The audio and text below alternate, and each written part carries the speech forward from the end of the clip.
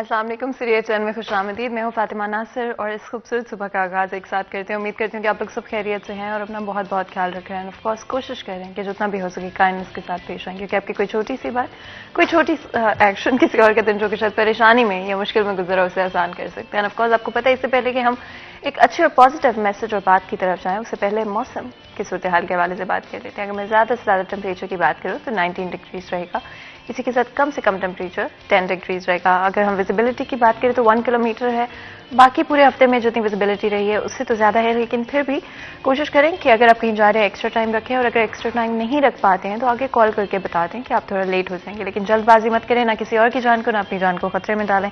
ہوا اس وقت 8 کلومیٹر پر آور کی رفتار سے چل رہی ہے، لیکن یہ صرف کچھ علاقوں کے اندر ہے. زیادہ تر علاقوں کے اندر ہوا اس وقت نہیں چل رہی ہے، لیکن جس دن گزرے گا ہو سکتا ہے ہمیں ہوا چلتی ہوئی نظر آئے. یو وی انڈیکس 0 ہے، آف کورس بیکاز سورج نہیں نکلا ہے آج. اور لیکن 11 بجے سے لے کے 3 بجے کے درمیان آپ لازمی طور پہ سن پروٹیکشن کا استعمال کریں. آگے بڑھتے ہوئے ایک پازیٹیو میسج، ایک پازیٹیو بات کے ساتھ اس دن کا آغاز کریں گے. ایک دن ایک نیکی میں مفتی احمد علی ہمارے ساتھ موجود ہے، چلتے ہیں ان کے پاس.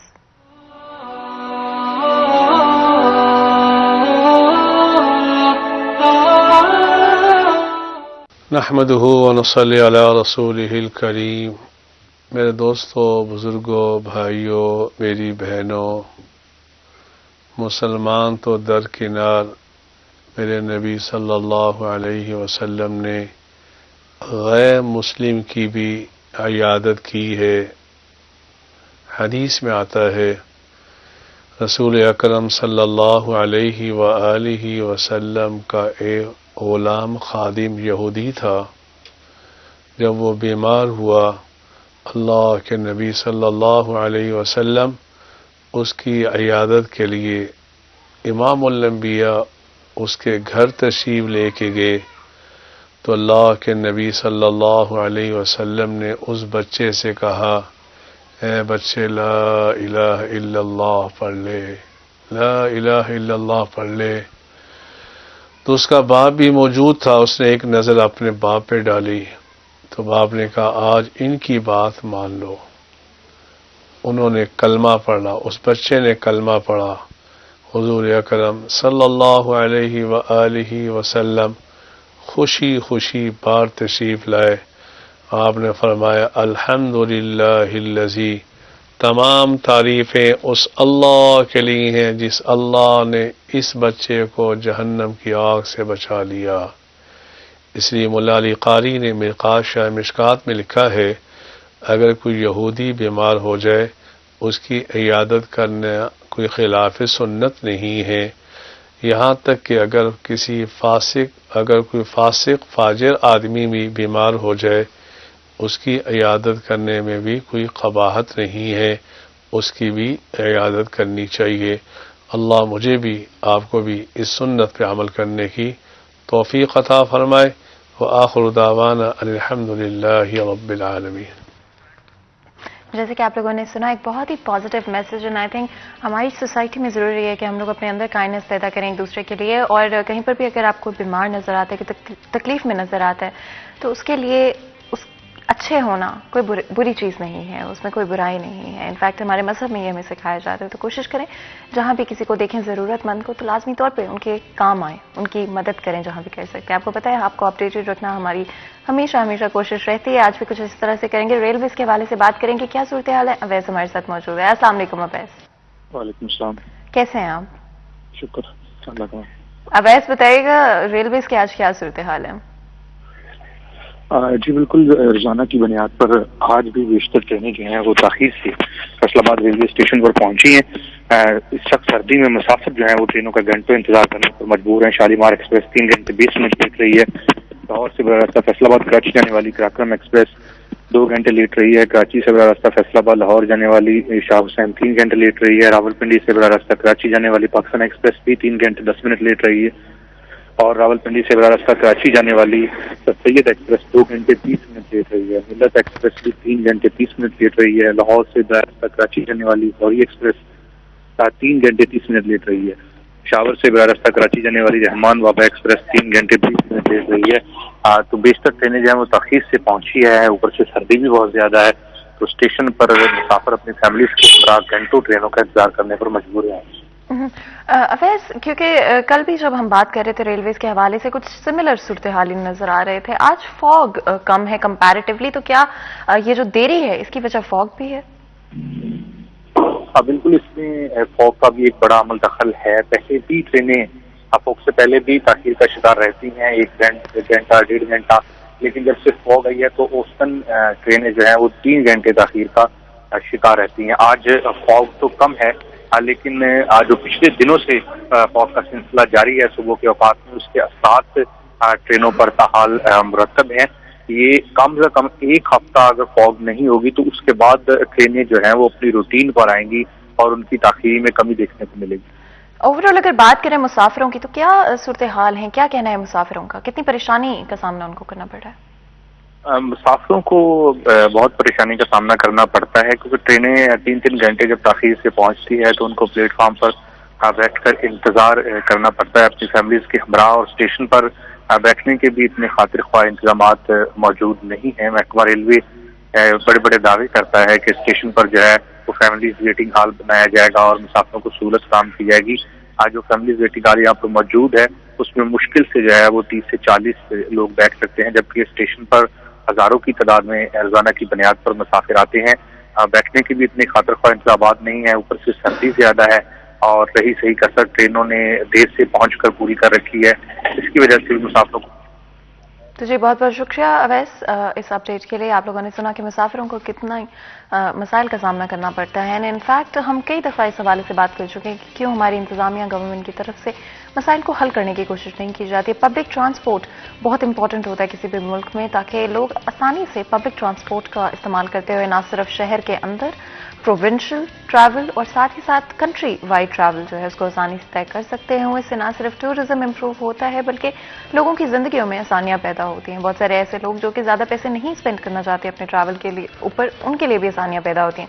लेकिन करंट सूरत हाल कुछ इस तरह के हैं कि लोग बसेस को प्रेफर करते हैं ट्रेनों के ऊपर, अनटिल एंड अनलेस थोड़ी दूर का सफ़र हो। जिस तरह से अगर हम बात कर रहे हैं कराची का सफ़र या फिर सिंध की तरफ आप जा रहे हों, आउट ऑफ द प्रोविंस आप ट्रैवल कर रहे हों, आपकी कोशिश यही होगी कि आप बस के अंदर ट्रैवल कर पाएँ। तो ट्रेनें बड़ी इंपॉर्टेंट है, स्पेशली अगर हम कंट्री वाइड जो ट्रैवल है उसको मामूल बनाना चाहते हैं। बहुत सारी फैमिलीज काम के लिए, बिजनेसेस के लिए, डिफरेंट फैमिली रीजंस की वजह से, पर्सनल या प्रोफेशनल रीजंस की वजह से दूर दूर शहरों में रहते हैं और बड़ा मसाइल का सामना करना पड़ता है उनको जब किसी इमरजेंसी में उनको ट्रैवल करना पड़ रहा होता है।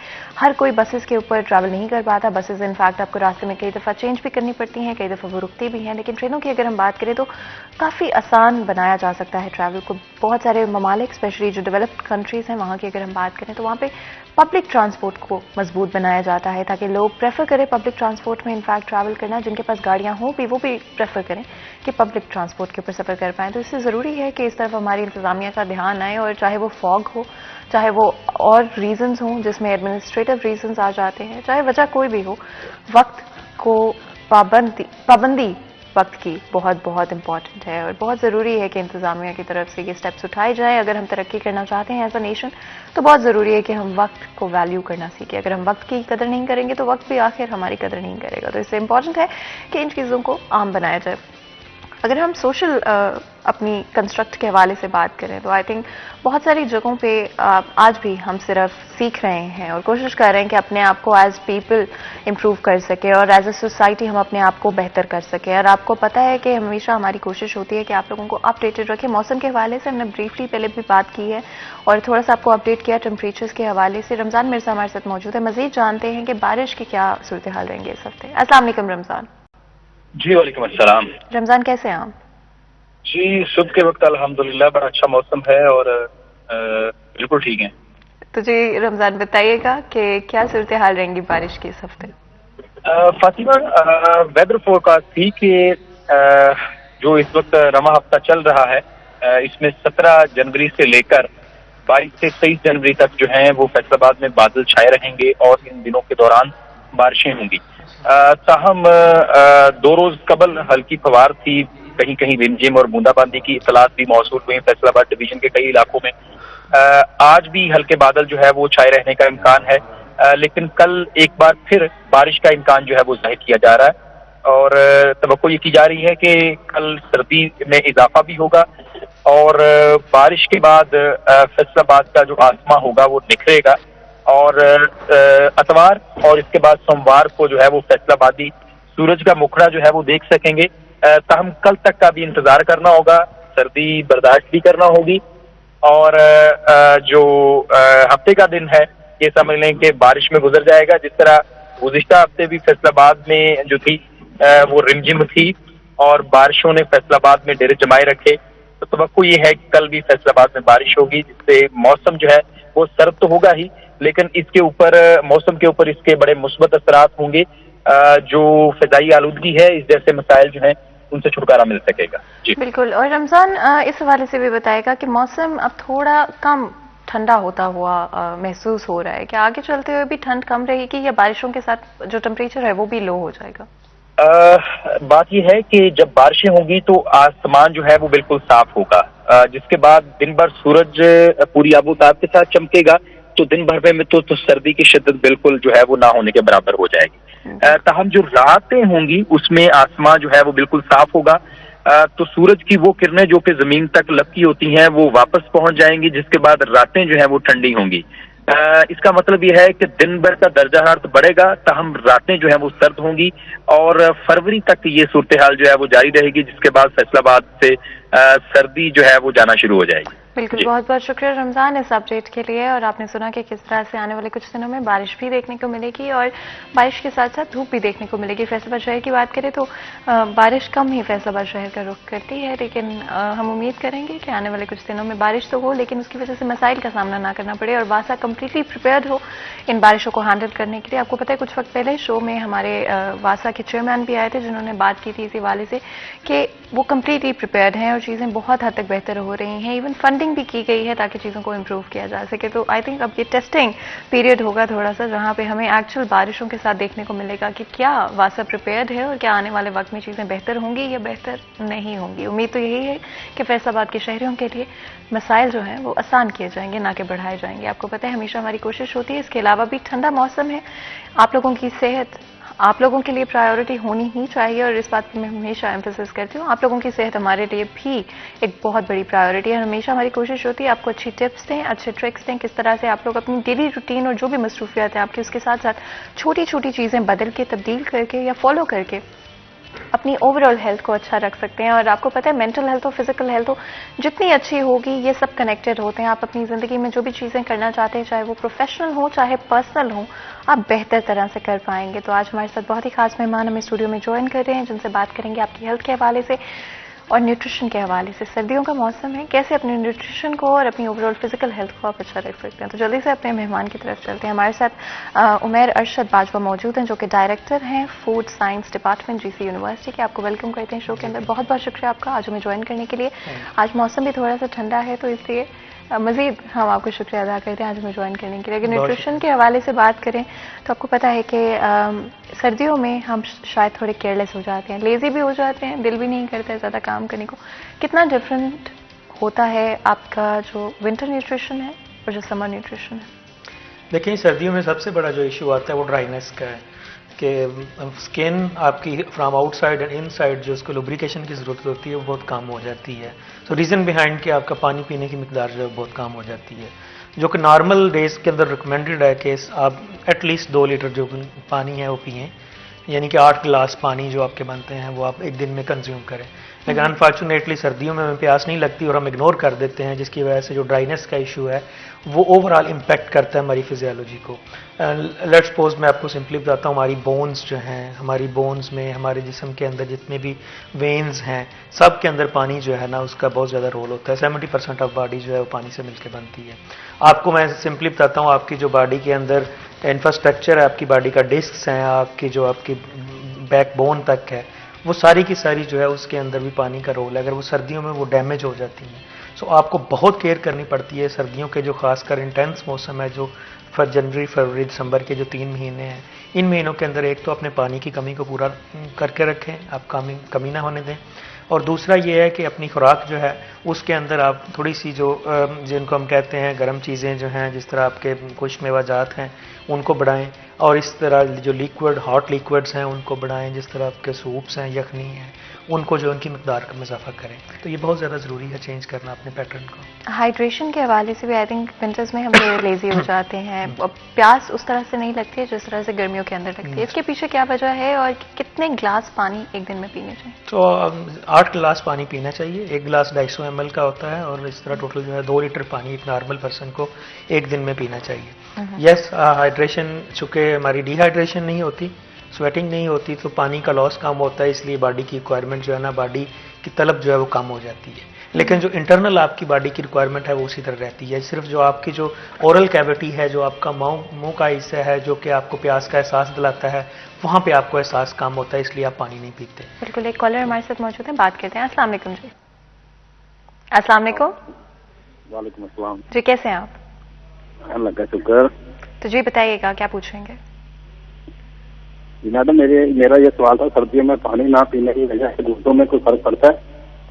کس چیز میں کچھ فرق پڑتا ہے؟ گردوں میں. چلیں، بہت بہت شکریہ کال کرنے کا. کیا کہیں گے اس بارے؟ جی کڈنی ہمارے باڈی کے تقریباً سارے پارٹس اس پانی کی ضرورت کے محتاج ہوتے ہیں، لیکن کڈنیز ایسی ہیں جن کو پانی جو ہے مسلسل ایک روانی میں چاہیے ہوتا ہے، جہاں سے پانی نکلتا ہے اور پھر اس میں سے اخراج ہوتا ہے. تو اس لیے آپ نے دیکھا ہوگا کہ سردیوں میں آپ زیادہ یورن سکریٹ کرتے ہیں، اور لیکن اس کی مقدار جو ہے انٹیک کی مقدار کم ہوتی ہے. تو اب جب گردوں کو زیادہ کام کرنا پڑتا ہے تو ان کو پیچھے سے پانی کی مقدار بھی زیادہ چاہیے ہوتی ہے، تو گردوں پہ بہت زیادہ ڈائریکٹلی امپیکٹ کرتا ہے پانی کا انٹیک کی کمی. تو اس لیے پرٹیکولرلی اس آپ کے جو باڈی کا پارٹ ہے، گردے جو ہیں، کڈنیز جو ہیں، ان کو پانی کی مقدار بہت زیادہ، ورنہ آپ کے جو ٹاکسک ایلیمنٹس ہیں وہ سکریٹ نہیں ہو پاتے پراپرلی، اور جب وہ نہیں ہوتے تو پھر وہ سٹونز اور پھر گرمیوں کے اندر میں وہ ایشوز جو ہیں وہ ریز ہو جاتے ہیں، جو کہ سردیوں میں پانی کی کمی کی وجہ سے ہوتے ہیں. اوور آل ڈائجیشن میں کیا کوئی فرق پڑتا ہے ونٹر اینڈ سمر؟ جی بالکل ایسے ہی ہے، کیونکہ دیکھیں آپ، میں سمپل سی مثال دوں گا کہ آپ ایک آٹا ہے یا کوئی سالڈ چیز ہے، آپ اس کو پیستے ہیں، تو وہ سالڈ فارم میں اس کو پیس کے آپ اس کو کھاتے ہیں، تو آپ اس طرح نہیں کھا سکتے جب تک اس میں آپ پانی ڈالیں، اس کو تھوڑا سا لیکویفائی کریں. اس کی ریزن یہ ہے کہ آپ کا اسٹمک جو ہے اس کے اندر جو ایسڈز ہیں ان کو بھی اپنا کام کرنے کے لیے ایک چرن لیکوڈ جو ہے اس کی ضرورت ہوتی ہے، جس کو ہم قائم بولتے ہیں. وہ قائم بنتا ہی تب ہے جب اس کے اندر پانی کی مقدار مناسب مقدار شامل ہوتی ہے. جب آپ پانی کی مقدار کم رکھیں گے تو زیادہ آپ کانسٹیپیٹڈ رہیں گے، آپ کی ڈائجیشن جو ہے وہ ڈیلے ہو جائے گی، اور جب ڈائجیشن ڈیلے ہوگی تو پھر آبویسلی آپ کو پتہ ہے کانسٹیپیشن جو ہے وہ امپیکٹ کرتی ہے آپ کے اسٹمک کے اوپر، اور پھر الٹیمیٹلی انٹسٹائن کے اوپر. پرٹیکولرلی جو مرد حضرات ہیں ان کے اندر انٹسٹائن کے ایشوز جو ہیں آج کل بہت زیادہ آ رہے ہیں، اور ایون کہ جو کولن کینسر ہے that is more prevalent in male population. تو وہ کولن جو ہے وہ ہماری جو بڑی آنت ہے جس کو انٹسٹائن، لارج انٹسٹائن بولتے ہیں، اس کا جو آخری سرا ہے ڈیوڈینم کا، وہاں کے اوپر جو ہے وہ ٹیومرز بن جاتے ہیں، جو کہ پرولونگ کانسٹیپیشن اس کی وجہ ہوتی ہے، کیونکہ باڈی کے اندر جو ہے پانی کی کمی کی وجہ سے انٹسٹائن کے اندر جو ہے وہ پراپر ابزارپشن اور پھر ایکسکریشن کا عمل پراپر نہیں ہو پاتا، جس کی وجہ سے پھر وہ جو ہے وہاں پہ زخم ہوتے ہیں، اور ان زخموں کی وجہ سے وہ بڑھتے بڑھتے پھر ایک ٹیومر کی شکل لے لیتے ہیں. تو کولن کینسر اس وقت سب سے زیادہ ینگسٹرز میں 30 to 50 60 اس ایج میں سب سے زیادہ کولن کینسر دنیا کے اندر دیکھا جا رہا ہے. تو ایک تو یہ ہے کہ جب بھی آپ کو اوور کانسٹیپیشن ہو تو اس کو کوشش کریں کہ اس کو ریزالو کریں، میڈیکیٹڈلی کریں یا لیکوڈ کے ساتھ کریں، لیکن آبویسلی آئی ول ریکمینڈ کہ ہم اس کو لیکوڈ آپ زیادہ لیں اور اپنے سالڈ کی مقدار جو ہے تھوڑی کم کریں، تو اس سے آپ کی جو ہے نا وہ لیکویفائی ہوگی انٹسٹائن، اور آپ کا جو ہے نا وہ کولن کینسر سے بچیں گے.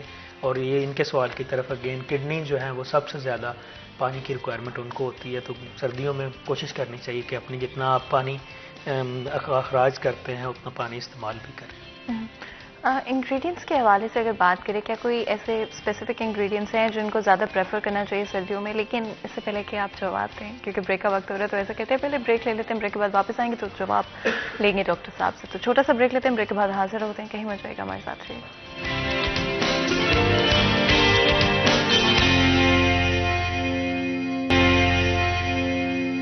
Welcome back. سیریے 10 میں ایک دفعہ پھر آپ کو خوش آمدید کہتے ہیں. بریک میں جانے سے پہلے آج اسپیسیفکلی آپ کی فزیکل ہیلتھ اور ڈائٹ کے حوالے سے بات کریں. کیا چھوٹی چھوٹی چیزیں ہیں جو کہ سردیوں میں آپ کر اپنی فزیکل ہیلتھ کا بہتر طریقے سے خیال رکھ سکتے ہیں؟ वहीं से डिस्कशन को आगे बढ़ाते हैं, क्या ऐसे कोई स्पेसिफिक इंग्रेडिएंट्स हैं जो कि सर्दियों में ज़्यादा इस्तेमाल करने चाहिए? जी, अगेन मैं वही कहूँगा कि जो लिक्विड इंग्रेडिएंट्स हैं उनका इस्तेमाल बढ़ाएं, मसलन दूध का इस्तेमाल बढ़ाएं। गर्म दूध का इस्तेमाल जो है वो बहुत ज़्यादा कम है। अनफॉर्चुनेटली दूध की अवेलेबिलिटी जो है वो गर्मियों में कम हो जाती है और सर्दियों के महीनों के अंदर वो बढ़ जाती है। तो लकीली एक ऐसा इंग्रेडिएंट है जो हमारे पास मौजूद होता है और जो कि मुकम्मल ग़िज़ा है। तो मैं तो ये रिकमेंड करूंगा पर्टिकुलरली बच्चों और यंगस्टर्स के अंदर जो है वो दूध की कंजम्पशन जो है उसकी शक्ल में आप लिक्विड की मकदार बढ़ा सकते हैं। और दूध के अंदर सारे ही अज्जा मौजूद हैं, विटामिन्स और मिनरल्स जो आपको चाहिए बॉडी को, पर्टिकुलरली कैल्शियम को बॉडी की को बहुत ज़रूरत होती है बोन्स को सर्दियों में। और वो कैल्शियम जो है, क्योंकि आपने देखा होगा कि जोड़ों का दर्द और हड्डियों के मसाइल जो हैं वो सारे सर्दियों के अंदर ज़्यादा एग्जैजरेट करते हैं। तो अगर सर्दियों में अगर दूध का इस्तेमाल सारी पॉपुलेशन पर्टिकुलरली यंगस्टर्स बढ़ा दें, सुबह नाश्ते के अंदर लिए, रात को सोने से पहले लाजमी दूध पिएं 1 गिलास, और दिन के टाइम और अगर 3 गिलास आप दूध पी लें तो आप देखें कि आप आधा पानी की रिक्वायरमेंट तो दूध के ज़रिए पूरी कर देते हैं। तो एक तो ये है कि दूध, हाँ ये अलग बात है कि दूध की अवेलेबिलिटी और साफ़ दूध का होना ये एक बहुत बड़ा इशू है अभी रिसेंटली, बल्कि गवर्नमेंट इसके ऊपर बहुत ज़्यादा इक़दाम कर रही है कि हम भी पास्चराइज मिल्क की तरफ जा सकें। लेकिन बड़ी बदकिस्मती है हमारी कौम की कि अभी तक 93% हमारा मिल्क जो है वो लूज़ मिल्क की चेन की शक्ल में है और हमारे अवाम के अंदर अवेयरनेस भी नहीं है फूड सेफ्टी की। तो जिस तरह आपने ग़िज़ा की बात की, तो मैं बल्कि आज इस फोरम पे ये कहना चाहूँगा कि जो फूड सेफ्टी है वो बहुत बड़ा इशू है हमारे मुल्क का, और ख़ास करके दूध के अंदर।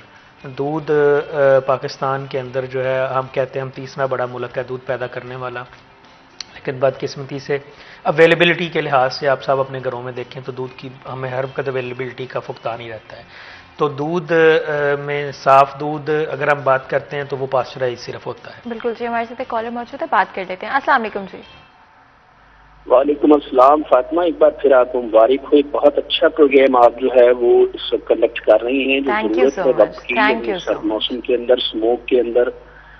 डॉक्टर साहब से मेरा सवाल ये है कि डॉक्टर साहब ये फरमाइएगा कि इस वक्त फोक के अंदर स्मोक भी है, आप क्या समझते हैं स्टीम लेना इन दिनों में कितना अच्छा, और जो गर्म पानी है अगर सुबह में ये गर्म पानी पिया जाए, या कौन से औकात हैं जिसमें गर्म पानी पिया जाए? और फिर उसमें जो आप हाइड्रेशन की बात कर रहे हैं, क्या आप समझते हैं कि इसमें साथ में कोई जो नींबू का इजाफा है पानी के अंदर वो भी इन दिनों में करना चाहिए या नहीं करना चाहिए? इस हवाले से थोड़ा सा फरमा दीजिए, क्योंकि गर्म पानी जो है उसके बारे में अफादियत बयान की जाती है। हमारे खित्ते के अंदर गर्मी ज्यादा रहती है, लेकिन सर्दियों में इसके इस्तेमाल के हवाले से आप क्या फरमाएंगे? बिल्कुल, बहुत बहुत शुक्रिया कॉल करने का, और बहुत ही आला सवाल आपने पूछा है। आई थिंक सर्दियों के अंदर जिस तरह से हमारे कॉलर ने पूछा, बताइएगा थोड़ा सा। जी बिल्कुल, गर्म पानी अगर आप नीम गर्म पानी का इस्तेमाल करेंगे, हमारे बदकिस्मती से हम पानी ठंडा पीना चाहते हैं और खाना गर्म खाना चाहते हैं। हालांकि जिस्म की रिक्वायरमेंट जो है थोड़ी डिफरेंट होती है। जिस्म की रिक्वायरमेंट पानी जो है गर्म जितना होगा उतनी आपकी जो बॉडी के अंदर फिजियोलॉजिकल प्रोसेस हैं वो ज़्यादा स्पीड अप होंगे। आपने देखा होगा कि जितनी भी आजकल तो जो है इंटॉक्सिकेटेड वाटर जो है वो बहुत ज़्यादा आम है जो लोग डाइटिंग करना चाहते हैं उनके लिए। तो रीज़न उसके बिहाइंड यही है कि डाइजेशन को इम्प्रूव करता है, और सर्दियों में भी उसका इस्तेमाल उसी तरह ज़रूरी है जिस तरह गर्मियों के अंदर ज़रूरी है। जिस तरह आपने कहा विटामिन सी का इस्तेमाल, साथ ऑब्वियसली विटामिन सी का इस्तेमाल जो है वो सर्दियों के अंदर उसी तरह ज़रूरी है स्किन के लिए, क्योंकि विटामिन सी वो विटामिन है जो आपको स्कर्वी से बचाता है, स्किन की क्रैकनिंग से बचाता है। और इसलिए अगर पानी के अंदर उसका इस्तेमाल आप करते हैं लीमू की शक्ल में तो इससे अच्छा और कोई नहीं। वैसे ऑरेंज भी सर्दियों में अवेलेबल है बहुत ज़्यादा, तो ऑरेंज का इस्तेमाल बढ़ाना चाहिए। कुदरत ने आपको फल उसी शक्ल में दिए होते हैं जिस वक्त उनकी ज़रूरत होती है, और सर्दियों के अंदर आपको बहुत ज़्यादा विटामिन सी की ज़रूरत है आपकी स्किन ड्राइनेस के लिए, तो इसलिए आपको ऑरेंज का इस्तेमाल करना चाहिए। यस, पानी का इस्तेमाल गर्म हालत में सर्दियों और गर्मियों दोनों में बहुत ज़्यादा। बिल्कुल जी, और एक कॉलर हमारे साथ मौजूद है, बात करते हैं। अस्सलाम वालेकुम जी। जी वालेकुम सलाम मैडम, मैं टोबा टेल्सिंग से बात कर रही हूँ। मेरा नाम समीना है जी। समीना बताएं। 50+ है, तो मुझे रोज में इतनी सर्दी में भी बीपी की गोली खानी पड़ती है। तो मेरा डॉक्टर साहब से ये सवाल है कि प्लीज मेरी हेल्प करें ग़िज़ाइयत में, और मैं पानी का कितना इस्तेमाल कर सकती हूँ क्योंकि मैं फैटी लिवर भी हूँ। ठीक हो गया। पहले पार्ट की समझ नहीं आई। अच्छा, आप अपना क्वेश्चन जो एक दफा रिपीट कर दें ताकि सही तरह से डॉक्टर साहब सुन सकें। जी, मेरा डॉक्टर साहब से ये सवाल है कि मुझे ना रोज मेडिसिन खानी पड़ती है बीपी हाई की। ठीक हो। इतनी ठंड होने के बावजूद भी मैं पानी का इस्तेमाल भी ज्यादा करती हूँ, اور میرے سے زیادہ پیا بھی نہیں جاتا. ابھی میں آپ سے بات کر رہی ہوں تو ایسا ہے جیسے میرا سانس پھول رہا ہے. تو مجھے بتائیں میں کتنا پانی پی سکتی ہوں؟ میں فیٹی لیور بھی ہے میرا پرابلم. بالکل جی، بہت بہت شکریہ کال کرنے کا. آپ سمجھ پائے؟ سو آپ کا فیٹی لیور جو ہے وہ میجر ایشو ہے جس کی وجہ سے آپ کا بلڈ پریشر جو ہے وہ افیکٹ ہو رہا ہے. دیکھیں یہ تو ایک تو آپ کو پہلے آپ کے فزیشین کی رائے اس میں چاہیے ہوگی، پوری انویسٹیگیشن کے بعد ہی بتا سکتے ہیں کہ آپ کی بلڈ پریشر کے ہائی ہونے کی کیا ریزن ہے. لیکن میں آپ کو بتاؤں کہ جو ہائپر ٹینشن ہے اس میں آپ 2-3 چیزیں کر کے تو بڑے اپنے آپ کو کنٹرول کر سکتے ہیں. ایک تو آپ پانی سمپل لینے کی بجائے آپ قہوہ کا استعمال کریں، گرین ٹی کا یوز تھوڑا بڑھائیں. اور دوسرا جو ہے نا آپ اپنی جو لائف سٹائل ہے اس کو دیکھیں کہ آپ اگر کہیں کمی ہے، سردیوں میں واک بالکل ختم ہو جاتی ہے، اپنے لائف سٹائل کو ٹھیک کریں تو آپ کی ہائپر ٹینشن ٹھیک ہو جائے گی. آپ کی زندگی میں سب سے بڑی ہائپر ٹینشن کی جو وجہ ہے نا وہ آپ کا لائف سٹائل ہے، کیونکہ آپ اسٹیگننٹ لائف سٹائل کے ساتھ جب رہتے ہیں اور موو نہیں کرتے آپ تو آپ کی جو ہے وہ ہائپر ٹینشن کی جو بیماری ہے وہ انکریز کرتی ہے، بلڈ پریشر انکریز ہوتا ہے. تو میرا خیال ہے ایک تو اپنی لائف سٹائل کو ٹھیک کریں اور دوسرا پانی کی بجائے آپ اگر قہوہ کی شکل میں سردیوں میں اس کو لیں تو وہ زیادہ بہتر رہے گا آپ کی. بالکل. اور جیسے کہ ہمارے کالر کا سوال تھا، بہت اچھا سوال آپ نے پوچھا. اسپیشلی آئی تھنک آپ نے صحیح کہا کہ سردیوں میں جو تھوڑا بہت واک وغیرہ گرمیوں میں ہو ہی جاتی ہے وہ بھی ختم ہونا شروع ہو جاتی ہے. اب ملک کے حوالے سے، دودھ کے حوالے سے آپ بات کر رہے تھے کہ کس طرح سے ملاوٹ ہمارے زیادہ تر کھانوں میں ہوتی ہے. اگر ہم کچھ مین اور فوڈز کی بھی بات کریں، کیا ان کی جو پروسیسڈ فوڈز ہیں کیا وہ صحیح کوالٹی کے؟ دیکھیں پروسیس فوڈ کسی صورت میں بھی صحیح نہیں ہو سکتا نیچرل سے، لیکن آبویسلی پہلی پریورٹی ہماری فوڈ سیفٹی ہونی چاہیے. ہمیں اپنے گھر کے اندر بیکٹیریا کو لے کے نہیں جانا کسی بھی شکل میں، تو اس کے لیے مجبوراً ہمیں پروسیس فوڈ کی طرف جانا پڑتا ہے، کیونکہ ہمارے ہاں جو سپلائی چین ہے وہ بہت کمزور حالت میں ہے ہر خوراک کی. چاہے وہ فروٹس اینڈ ویجیٹیبل کی بات کر لیں، آپ جائیں کبھی منڈی کے اندر جائیں، آپ دیکھیں کہ فروٹس اینڈ ویجیٹیبل کس حالت کے اندر وہاں پہ پھینکے جا رہے ہیں اور کس حالت میں وہ آپ کے کچن تک پہنچتے ہیں، آپ کے ٹیبل تک پہنچتے ہیں کھانے کے لیے. آپ دودھ کا بھی یہی حال دیکھ لیں کہ جب گائے یا بھینس سے دودھ جو ہے وہ ملکنگ کرتا ہے ملک مین، تو وہ کس ہاتھوں سے کرتا ہے اور وہ کس طرح کس بالٹی میں کر رہا ہوتا ہے اور اس بالٹی سے شفٹ ہو کے کن ڈبوں کے ذریعے کن حالات سے کس ٹیمپریچر سے گزر کے وہ دودھ جو کچھ بہت زیادہ پیریشیبل ہے آپ کے گھر تک پہنچتا ہے. اور آپ کہتے ہیں کہ آپ بینگ جو ہے وہ ہاؤس وائف کہتی ہیں کہ بس یہی دودھ پینا ہے، ہم نے جو ہے وہ ڈبے کا دودھ نہیں پینا یا وہ جو پیکٹ کا دودھ ہے وہ نہیں پینا، کیونکہ یہ خالص دودھ ہے. خالص ہونا ایک علیحدہ چیز ہے، خالص بھی ہوتا ہے وہ جو دودھ ہے پیکنگ میں، ایسی بات نہیں، لیکن وہ جو اس کی سپلائی چین ہے جو ہمارے ہاں انفارچونیٹلی موجود نہیں ہے، کولڈ چین جس کو ہم کہتے ہیں. دنیا کے اندر یہی رواج ہے کہ جیسے ہی دودھ نکلنا ہے اڈر سے تو ڈائریکٹلی اس کو چلر میں جانا ہے، چلر میں اس کا ٹیمپریچر فوراً کول ڈاؤن ہونا ہے، اس کے بعد پھر وہ جب جانا ہے اس کو پھر گرم کر کے آپ نے یوز کرنا ہے. پاکستان کے اندر انفارچونیٹلی کیونکہ چلنگ یونٹس نہیں ہیں، بہت کم ہیں، ایک ایک دو جانور والے سارے ہمارے فارمرز ہیں، ان کے پاس فیسلٹیز نہیں ہیں. گوالا ایسوسیشن اتنی سٹرانگ ہے، جو گوالے ہیں وہ اٹھاتے ہیں دودھ، اور آپ نے دیکھا ہوگا وہ برف ڈال کے دودھ کو ٹھنڈا کرتے ہیں، جو کہ انتہائی خطرناک ہے وہ دودھ کو اس طرح ٹھنڈا کرنا، ڈائریکٹلی ٹچ کرنا پانی کے ساتھ یا برف کے ساتھ.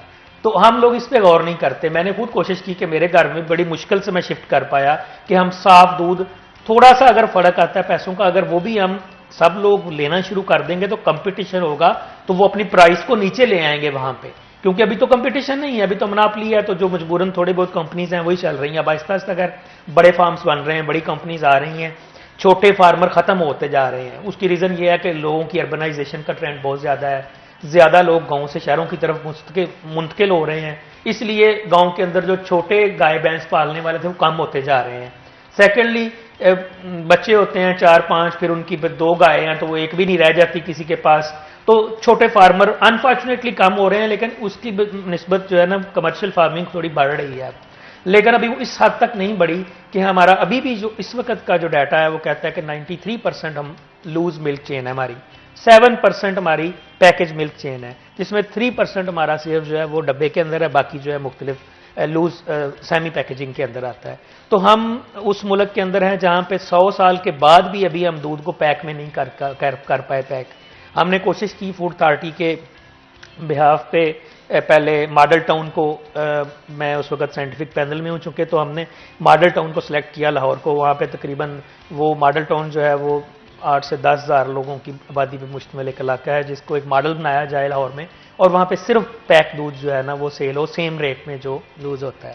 لیکن جب وہ پوری فوڈ اتھارٹی نے سروے کمپلیٹ کروا لیا، ہر چیز ہوا، تو وہ جو گوالا ایسوسیشن تھی انہوں نے اپنا پمفلٹ بنا دیا. انہوں نے کہا جی کہ یہ آپ کو لوٹنے کے بہانے ہیں اور یہ ہے اور وہ ہے، اور انہوں نے پمفلٹ تقسیم کرنا شروع کر دیے وہاں پہ. اچھا اب ان کا کیا ہوتا ہے، وہ کہتے ہیں جی اس طرح جو ہے نا فارمر مر جائے گا ہمارا جو چھوٹا فارمر ہے. انفارچونیٹلی چھوٹا فارمر ترقی کرے گا اس طرح کرنے سے، مرے گا وہ مڈل مین جو اس سے اٹھاتا ہے اور بڑی شکل میں کمپنیوں کو آگے سپلائی دیتا ہے یا شہروں کے اندر سپلائی دیتا ہے. اس کو اپنی فکر پڑ جاتی ہے. پاکستان کے اندر جتنی بھی آپ اجناس ہیں، جتنی بھی خوراک ہے، آپ کو میں نے بتایا منڈی کا بتایا، ٹماٹر فارمر سے وہ 2 روپے کلو اٹھاتے ہیں، منڈی کے اندر بندے ہمارے تک پہنچتے پہنچتے وہ 40 روپے کلو ہو جاتا ہے. آپ امیجن کریں نا کہ جو بندہ اس پہ اتنی محنت کر رہا ہے، جو ایک گائے بھینس کو پال رہا ہے، اس کو فیڈ دے رہا ہے، وہ اس کو خود 60 65 70 روپے لیٹر میں دودھ پال رہا ہے، اور اتنے میں ہی اس سے 2 روپے کا مارجن رکھ کے گوالا اٹھا لیتا ہے، اور وہ گوالا آگے 120 روپے یا 110 روپے کا سیل کرتا ہے. تو جو بندہ اتنی محنت کرتا ہے اس کو ملتا ہی نہیں. اب مسئلہ یہ آ رہا ہے کہ ہمارے ہاں جو ریگولیشنز ہیں وہ موجود نہیں ہیں گوالا ایسوسیشن کے یا گوالوں کے، اور اس لیے ان کو کھلی چھوٹ ہے. اور اس کے بعد ہمارا کنزیومر اویئر نہیں ہے. کنزیومر ہمارا یہی کہتا ہے کہ نہیں، جو دودھ وہ مجھے ڈال کے دے کے جائے گا میرے کھلے برتن کے اندر وہی خالص دودھ ہے، باقی دودھ نہیں ہے. اس کو اس کا ذہن بنا دیا گیا ہے. تو یہ بہت زیادہ اس پہ کام کرنے کی ضرورت ہے. وہ پاکستان گورنمنٹ اس وقت تھوڑا سا میرا خیال ہے کوئی سخت سٹیپ لینے جا رہی ہے، قریب منیمم پاسچرائزیشن لا اپروو کرنے جا رہی ہے، جس کے تحت صرف پاسچرائزڈ ملک ہی بکا کرے گا مارکیٹ کے اندر. لوز ملک کو بین، لیکن اس پہ وہ ڈرتے ہیں. پولیٹیکل ول ابھی اتنی سٹرانگ نہیں آ سکی کیونکہ لوگوں کے احتجاج سے ڈرتے ہیں. کتنے لوگ ہوں گے جن کے ایک ایک جانور ہیں، ان کو لے کے وہ سڑکوں پہ آ جائیں گے. مطلب اٹس اے بگ چیلنج. تو اس کے لیے ہم نے ایک ماڈل دیا ہے، وہ ہے ہب کا، ڈیری ہب کا، کہ اگر آپ 5-10 گاؤں جو ہیں ان کے اندر ایک ہب کریں، وہاں پہ گورنمنٹ کلیکٹ کرائے ملک ان کا اور پھر ان کو معاوضہ دے اور آگے خود سیل کرے، تو وہ ایک کولڈ چین کے اندر ہم لے کے آ سکتے ہیں. اس طرح ہماری سپلائی چین دودھ کی قدرے بہتر ہو سکتی ہے. لیکن ابھی تک بات پھر وہی ہے کہ ہماری گورنمنٹ کے پاس اتنی پاور نہیں ہے کہ وہ ان چیزوں کے اوپر عمل درآمد کرا سکیں. اور یہ ہمارا جتنی بیماریاں ہیں میں آپ کو آج بتا رہا ہوں کہ اس میں سے سب سے بڑی وجہ جو ہے وہ ناخالص دودھ جو ہے اس کا ہونا ہے. اچھا، اب یوزلی جو المیہ ہے وہ تو یہی ہے کہ آپ دودھ اگر آپ لے بھی رہے ہیں کہیں سے، آپ اس کو بوائل کر لیں تو اس میں سے ساری امپیورٹیز ختم ہو جائیں. جی جی. آپ ایک تو امپیورٹیز ہوتی ہیں جو آپ کے بیکٹیریا جو ہیں جو آپ کے ٹیمپریچر کی وجہ سے اس کے اندر آتے ہیں اور ڈیفینیٹلی وہ کل ہو جاتے ہیں جب آپ اس کو 100 سینٹیگریڈ کے اوپر گرم کرتے ہیں گھر پہ. ایک وہ امپیورٹیز ہیں جو اڈلٹریشن ہے. اڈلٹریشن جو انٹینشلی ایڈڈ کی ہوئی امپیورٹیز ہیں. 21 ٹائپس آف اڈلٹرینٹ جو ہیں وہ دودھ کے اندر یہ گوالاز ایڈ کرتے ہیں، چاہے وہ کارن سٹارچ کی شکل میں ہو، چاہے وہ آپ کی جو یہ جو مختلف پاؤڈرز ہیں ان کی شکل میں ہو نائٹروجن کے کنٹینٹ بڑھانے کے لیے، چاہے وہ گندا پانی ہو جس کے اندر مختلف ٹاکسیکینٹس آ سکتے ہیں. تو یہ اتنی زیادہ چیزیں، پھر اس کے اندر بلیچ ڈالتے ہیں اس کو وائٹ کرنے کے لیے.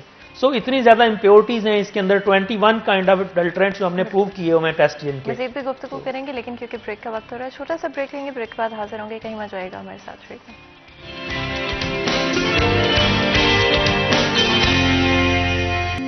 Welcome back. سیریز 10 میں ایک دفعہ پھر آپ کو خوش آمدید کہتے ہیں. بریک میں جانے سے پہلے آپ کی ہیلتھ کے حوالے سے بات کر رہے تھے. دودھ میں ملاوٹ آئی تھنک ایک ایسی چیز ہے جو کہ ہم سب نے سنا ہوا ہے، اور آپ نے خود بتایا 21 ڈفرینٹ طرح کی امپیورٹیز ہیں جو کہ کسی بھی دودھ میں جو آپ باہر سے لے رہے ہیں، اسپیشلی جو اوپن پیکنگ کے ساتھ ہوں آپ خرید رہے ہیں، اس کے اندر موجود ہو سکتے ہیں. کیا کوئی طریقہ ہے کہ آپ کو پتہ لگایا جا سکتا ہو کہ کتنا امپیور ہے؟ جی بالکل. جو ریپڈ ٹیسٹنگ کٹس ہیں وہ اویلیبل ہیں اس وقت. فوڈ اتھارٹی کے ساتھ پنجاب فوڈ اتھارٹی کو اپنا سیمپل دیں، وہ آپ کو اسی وقت جو ہے وہ ریپڈ ٹیسٹنگ کٹ میں ریپڈ ٹیسٹ کر کے دے دیتے ہیں. کچھ امپیورٹیز فوراً پتہ چل جاتی ہیں، کچھ جو ہے وہ تھوڑا لمبا عرصے کا زیادہ ٹائم لیتی ہیں، 1 دن 2 دن کے بعد وہ رزلٹ دیتے ہیں. لیکن پرابلم یہ ہے کہ ہمارے ہاں لوگوں کا رجحان نہیں ہے ٹیسٹنگ کی طرف جانے کا. بہت کم کنزیومر ایسے ہیں جن کو کوئی شک ہوتا ہے، اور وہ کبھی کبھی ہم سے بھی رابطہ کرتے ہیں یونیورسٹی کے اندر کہ ہم نے اپنا دودھ ٹیسٹ کرانا ہے، ہمیں شک ہے کہ ہمارا گوالا دودھ ٹھیک لے کے نہیں آ رہا. تو پھر ہم ان کو ریفر کرتے ہیں کہ بہتر ہے آپ وہاں پہ جا کے کروا لیں، زیادہ اتھینٹک آپ کو رزلٹ مل جائیں گے. مسئلہ یہ ہے کہ ہمارے ہاں جو گوالے ہیں وہ ہم سے زیادہ اچھے کیمسٹ بن گئے ہیں. وہ دودھ کو خود تیار کر لیتے ہیں. وہ اس کے اندر، کیونکہ یہ شروع میں فوڈ کوالٹی صرف چیک ہوتی تھی، اب تو فوڈ سیفٹی کے ٹیسٹ آ گئے ہیں سارے. تو فوڈ کوالٹی میں آپ صرف پروٹین، فیٹ اور اس کی جو ٹوٹل سالڈ چیک کرتے ہیں کتنے ہیں، تو ان کے لیے وہ پورا کر لیتے ہیں. وہ پہلے سے پورا کر کے ان کے پاس اپنے لیکٹو سکینز ہیں جو اسکیننگ کرتے ہیں، اتنا رزلٹ ہے وہ لے کے پھر ہی مارکیٹ میں گاڑی نکلتے ہیں جب ان کو پتہ چل جاتا ہے ہمارا دودھ جو ہے نا اس کے اتنے سالڈس پورے ہو گئے. اب دیکھیں وہ سالڈس کیسے پورے کرنے ہیں وہ میں نے آپ کو بتا دیا ہے. چاہے اس کے اندر مختلف طریقے سے وہ فیٹ ڈالیں، چاہے مختلف طریقے کے وہ سالڈس ڈالیں، نائٹروجن ڈالیں، کاسٹک سوڈا ڈالیں، وہ سالڈس بھی پورے کر لیتے ہیں. اور جب وہ مارکیٹ میں جاتا ہے تو لوگ سمجھتے ہیں کہ دودھ بڑا صاف حالت میں بلیچ کے ساتھ وائٹ کلر کا دودھ موجود ہے، جاگ بن رہی ہے. اور فیٹ اس کے اندر آٹومیٹکلی وہ ڈال لیتے ہیں، ویجیٹیبل فیٹ جو ڈالڈا گھی ہے آپ کا وہ ڈال کے، تو وہ سستا ہوتا ہے تو وہ ملک کی فیٹ پوری کر دیتے ہیں. تو یہ خیر بڑے کمپلیکیٹڈ اور بڑا گمبھیر ایشو ہے، اس کے اوپر بڑے عرصے سے کام ہو رہا ہے، لیکن بہت بدقسمتی ہے. کل ہی ابھی میں نے ایک بلکہ اسلام آباد میں سیف ملک کے اوپر ایک پاکستان ڈیری ایسوسیشن کا سیمینار اٹینڈ کر کے آیا ہوں. تو اس میں پریزیڈنٹ صاحب بھی بلکہ آئے ہوئے تھے، الوی صاحب بھی، انہوں نے بھی اسپیچ تو بہت کی کہ ہم اس کے اوپر جو ہے نا ارجنٹ کچھ نہ کچھ کرنے جا رہے ہیں. لیکن آئی ایم سوری ٹو سے کہ بہت مشکل ہے اس کے اوپر، اتنا زیادہ آسان نہیں ہے کام اس کے اوپر. میں نے خود میٹنگز اٹینڈ کی ہیں گولا ایسوسیشن کی، اینڈ اب کل چیئرمین پنجاب فوڈ اتھارٹی نے بتایا ان کا جب گولا ایسوسیشن سے میٹنگز کی اور بالکل کنکلوژن کی طرف لے کے جا رہے تھے تو ان میں سے ان کا جو پریزیڈنٹ تھا اس نے مجھے اینڈ پہ عجیب لاجک دیا. اس نے کہا جی آپ ایسا کریں کہ ایک گلاس دودھ کا پیکج ملک سے لے لیں، ایک گلاس دودھ کا ہمارے کھلے دودھ سے لے لیں اور ایک بلی کے آگے رکھ دیں، دیکھ لیں وہ کون سا دودھ پینا چاہتی ہے. اب مجھے بتائیں جب جہاں پہ سوچ کا لیول یہ ہو کہ ایک کیٹ جو کون سا دودھ پسند کرے گی پینا، وہ اس کو منہ نہیں لگائے گی، اس کو پیے گی جی صرف. تو یہ ان کی تھنکنگ کا لیول ہے جو بزنس مین ہے. اور یہ بزنس مین چھوٹے نہیں جن کا میں کہہ رہا ہوں، یہ شاید بڑی بڑی کمپنیوں کے جتنے بزنس مین ہیں یہ گوالا ایسوسیشن جو چلا رہے ہیں، یہ ایک دن میں 50,000 ہزار لیٹر دودھ ٹریول کرواتے ہیں. اور یہ مافیاز ہیں اور ان مافیاز کے ساتھ ٹکر لینا گورنمنٹ کوشش کرتی ہے، پیچھے ہٹ جاتی ہے. اب بتائیں جب پنجاب فوڈ اتھارٹی جیسا محکمہ ماڈل ٹاؤن کے اندر کامیاب نہیں ہو پا رہا، ان کے اگینسٹ انہوں نے جا کے پمفلٹ وہاں پہ تقسیم کر دیے گھروں کے اندر، تو پھر آپ کیسے سوچ سکتے ہیں کہ کس طرح ہم کامیاب ہوں گے؟ یہ اس طرح کے ایشوز ہیں، یہ پولیٹیکل ایشوز ہیں. اس کے اوپر میرا خیال ہے سارے اسٹیک ہولڈرز کو مل کے بیٹھنا چاہیے اور سب سے زیادہ امپورٹنٹ کنزیومرز کو بیٹھنا چاہیے. جب تک ایک کل ہمارے پروفیسر ڈاکٹر محمد علی صاحب ہیں غازی یونیورسٹی کے وائس چانسلر نے بہت اچھی تجویز دی ہے کہ فوڈ سیفٹی اویئرنیس جو ہے وہ ہر بندے کو ہونی چاہیے. اس کے لیے ہمارے جتنے بھی انڈر گریجویٹ کورسز ہیں، چاہے وہ ایم اے اردو ہے، چاہے وہ بی ایس فزیالوجی ہے، بی ایس ایگریکلچر ہے، یا even B S chemistry physics ہے، ان کے اندر ایک کورس کو لازمی کر دیں بچوں کے اندر فوڈ سیفٹی کا. فوڈ سیفٹی کا کوئی 2 کریٹر کا 1 کریٹر کا کورس ہر بچہ 4 سال کی ڈگری میں پڑھ کے نکلے تو ایٹ لیسٹ وہ اویئر تو ہو فوڈ سیفٹی کے بارے میں جنرل کنزیومر کے طور پر. تو اس طرح پھر ہم کچھ بہتری لا سکتے ہیں، کیونکہ ہماری یونیورسٹیز ایسی جگہ ہیں جہاں سے ہم نالج کو جو ہے وہ سپریڈ کر سکتے ہیں لوگوں تک. اپنی حد تک ہم کوشش کرتے رہتے ہیں، کیونکہ میں فوڈ سائنس کا ہی ایڈ ہوں اور ہم فوڈ سیفٹی کے سیمینارز کرواتے ہیں.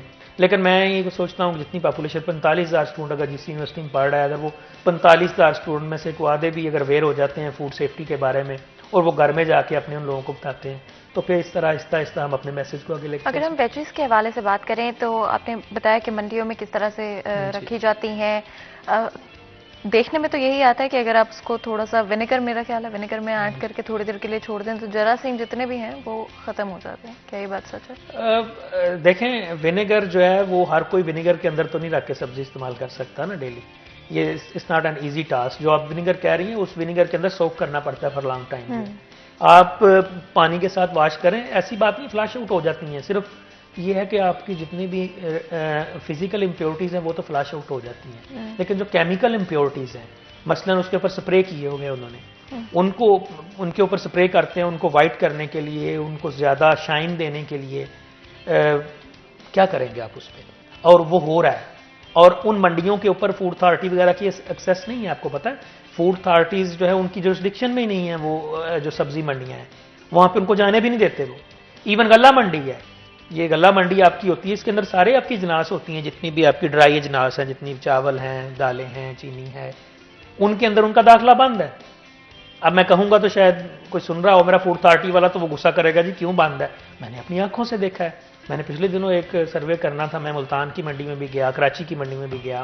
میں نے آئل کا، کھلے آئل کا میرا بیسیکلی پروجیکٹ تھا، یہ جو لوز آئل بکتا ہے مارکیٹ میں پینے والا، یہ جو ویجیٹیبل آئل. تو میں نے یہ دیکھا کہ لوز آئل اسی طرح، حالانکہ لوز آئل بین ہے اس وقت پنجاب کے اندر، ایون سندھ کے اندر 100% بین ہے کہ لوز آئل نہیں بکے گا، 100% بین ہے کہ لوز مسالہ جات نہیں بکیں گے ایز پر رول، لیکن بک رہے ہیں. آپ ابھی بھی مارکیٹ سے آپ کو کھلے مسالوں کی دکانیں ملیں گی، آپ کو کھلے آئل کی دکانیں ملیں گی ڈرموں کے اندر، آپ اپنا آئل خرید رہے ہیں. لوگ کیا کرتے ہیں، اگر وہ 300 روپے لیٹر ہے تو وہ اگر 280 روپے یا 250 روپے وہ خرید لیتے ہیں. وہ یہ نہیں دیکھتے کہ وہ کتنا زیادہ آکسیڈائز ہو چکا ہے، رینسڈ ہے، اور ان کی صحت اس کے اندر تو وہ کیمیکل بن چکے ہیں ٹاکسیکینٹس جو کہ آپ کی باڈی کے اندر کینسر کاز کر سکتے ہیں، کیونکہ اس کے اندر افلاٹاکسنس بن جاتے ہیں، اس کے اندر جو ہے ہیوی میٹلز ہیں، اس کے اندر آپ کے جو ہیں وہ آپ کو کینسر کریٹ، سب سے بڑا کینسر کریٹ کرنے کی وجہ یہ آپ کے جو ہیں وہ ٹرانس فیٹی ایسڈز بن رہے ہیں جو آپ کی فیٹ کا حصہ ہیں، جو کھلے آئل کا ہیں، جو لیسٹ پروسیسڈ ویجیٹیبل آئلز ہیں، یا جو آپ کو ہائیڈروجنیٹ کرتے ہیں اور کنٹرول انوائرمنٹ میں نہیں کرتے ہمارے آئلز. ہماری سب سے بڑی وجہ اس وقت دو چیزیں بن رہی ہیں کینسر کی. ایک تو مسالہ جات کے ذریعے ٹاکسیکینٹس جو آ رہے ہیں، پرٹیکولرلی یہ مرچیں اور یہ جو آپ کے جو نمک وغیرہ، مرچیں پرٹیکولرلی جو ہیں، ہلدی وغیرہ اس طرح کی چیزوں کے اندر، اور دوسری آپ کے جو آئل ہے وہ کیریئر ہے سب سے بڑا. جب آپ آئل کو گرم کرتے ہیں تو وہ اس کے جو فیٹی ایسڈز ہیں وہ اپنی سز فارم سے ٹرانس فارم میں کنورٹ ہو جاتے ہیں. ٹرانس فارم جو ہوتی ہے وہ آپ کی جو ہے وہ کینسر کازنگ فارم ہے. ٹرانس فارم اب 0% ٹرانس آپ نے دیکھا ہوگا کہ 0% ٹرانس کے ساتھ ہے، وہ لکھ دیتے ہیں اس کے اوپر، لیکن اگر آج ان کا ٹیسٹ کرا لو تو آپ کو percentage of trans fatty acid پتہ چل جائے کتنی ہے. تو یہ ہے کہ مارکیٹس کے اندر ان کا کنٹرول نہیں ہے. میں نے ان سے پوچھا کہ آپ کا فوڈ اتھارٹی والے یہاں پہ آتے ہیں؟ تو انہوں نے کہا کہ نہیں، ہمیں مارکیٹ کمیٹی دیکھتی ہے. اب مارکیٹ کمیٹی کے پاس نہ ایکسپرٹیز ہیں، نہ فوڈ کی کو پتہ ہے ان کو ٹیسٹنگ کا، نہ مارکیٹ کمیٹی کے فوڈ انسپیکٹر اس طرح کے ہیں. اب جو فوڈ سیفٹی آفیسرز ہیں ان کو وہاں جانا ہی بند ہے. تو آپ امیجن کریں کہ ہماری جو میجر خوراک ہے، اس طرح فلور ملز ہیں، ان کے اندر ان کا داخلہ انفارچونیٹلی بین ہے. وہ بھی ہماری میجر ایک خوراک ہے اس کے اندر. تو جو ہم میجر جو ہماری کہہ لیں کہ ہم اسٹیپل ڈائٹ لیتے ہیں اسی کے اندر ہی یہ پرابلمز ہیں. تو پھر ہماری صحت یا سارا جو ہے نا، پھر یہ فارمیسیاں بڑھیں گی اور بڑھتی جائیں گی. آپ نے دیکھا نا کہ جہاں پہ کہیں ایک میڈیکل سٹور ہوتا تھا ملت چوک کے اندر آپ کے پاس، اب یہاں پہ 10 فارمیسیز بنی ہوئی ہیں. آپ عزیز فاطمہ والے اپنے روڈ پہ چلے جائیں، آپ کو 50 فارمیسیز اور ہاسپٹلز ملیں گے.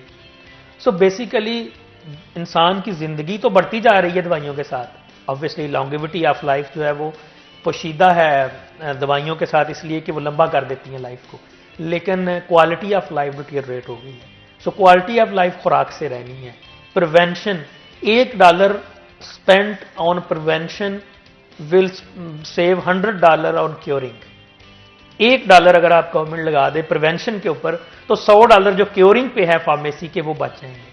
لیکن یہ باتیں اگر پہنچ جائیں ان تک، اور اگر وہ ہم بیٹھ جائیں اکٹھے سارے مل کے جتنے اسٹیک ہولڈر ہیں. ابھی ہم نے پرپوز کیا فیصل آباد کے اندر، میں نے ابھی 3-4 دن پہلے فلوٹ کیا آئیڈیا کہ ہم 1 ہیلتھ گروپ بنائیں، جس میں فوڈ کے لوگ، نیوٹریشن کے لوگ، ایکسرسائز کے لوگ، میڈیکل کے لوگ، ہم ایک ہیلتھ کا ایک گروپ بنائیں جس کے اندر ہم ان مسائل کو جو ہے وہ مطلب ان کا کو حل تلاش کریں، اور اپنے شہر کے اندر جو ہے نا وہ ایک ایسا ہیلتھ ریسرچ گروپ بن سکے جو آگے کام کر سکے. لیکن انفارچونیٹلی ہمیں ہر بندے کو تو پیسے کی پڑی ہے. مجھے بھی یہ ہے، مجھے تنخواہ ملتی ہے، بس ٹھیک ہے، مجھے اس سے کیا غرض ہے. لیکن یہ مجھے نہیں پتا میرے بچے نے جس معاشرے کے اندر زندہ رہنا ہے اگلے 30-40-50 سال، مجھے اس کو بہتر بنانا ہے. اور اگر یہ ول ہم میں اور یہ ہم میں نہیں آئے گی نا آنرشپ، تو میں آپ کو بتا رہا ہوں کہ اس طرح کے کرونا اور اس طرح کی ساری چیزیں یہ چلتی رہیں گی اور پوری دنیا ہی اسی کا شکار ہے. بالکل، بہت بہت شکریہ آج ہمیں جوائن کرنے کے لیے. بہت ہی امپورٹنٹ ایشوز کے حوالے سے ہم بات کر پائے. بہت ضروری ہے کہ فوڈ اتھارٹیز کی طرف سے ایکشن لیا جائے، میک شور کیا جائے کہ عوام تک جو کھانے کی بیسک چیزیں ہیں، جو اسٹیبل فوڈز ہیں، ایٹ لیسٹ ان کو تو امپیورٹیز سے پاک کیا جا سکتا ہے. ایک دفعہ پھر آپ کو بہت بہت شکریہ ادا کرتے ہیں. یہاں پر ایک چھوٹا سا بریک لیں گے، بریک کے بعد حاضر ہوں گے. کہیں مت جائیے گا، ہمارے ساتھ رہے گا.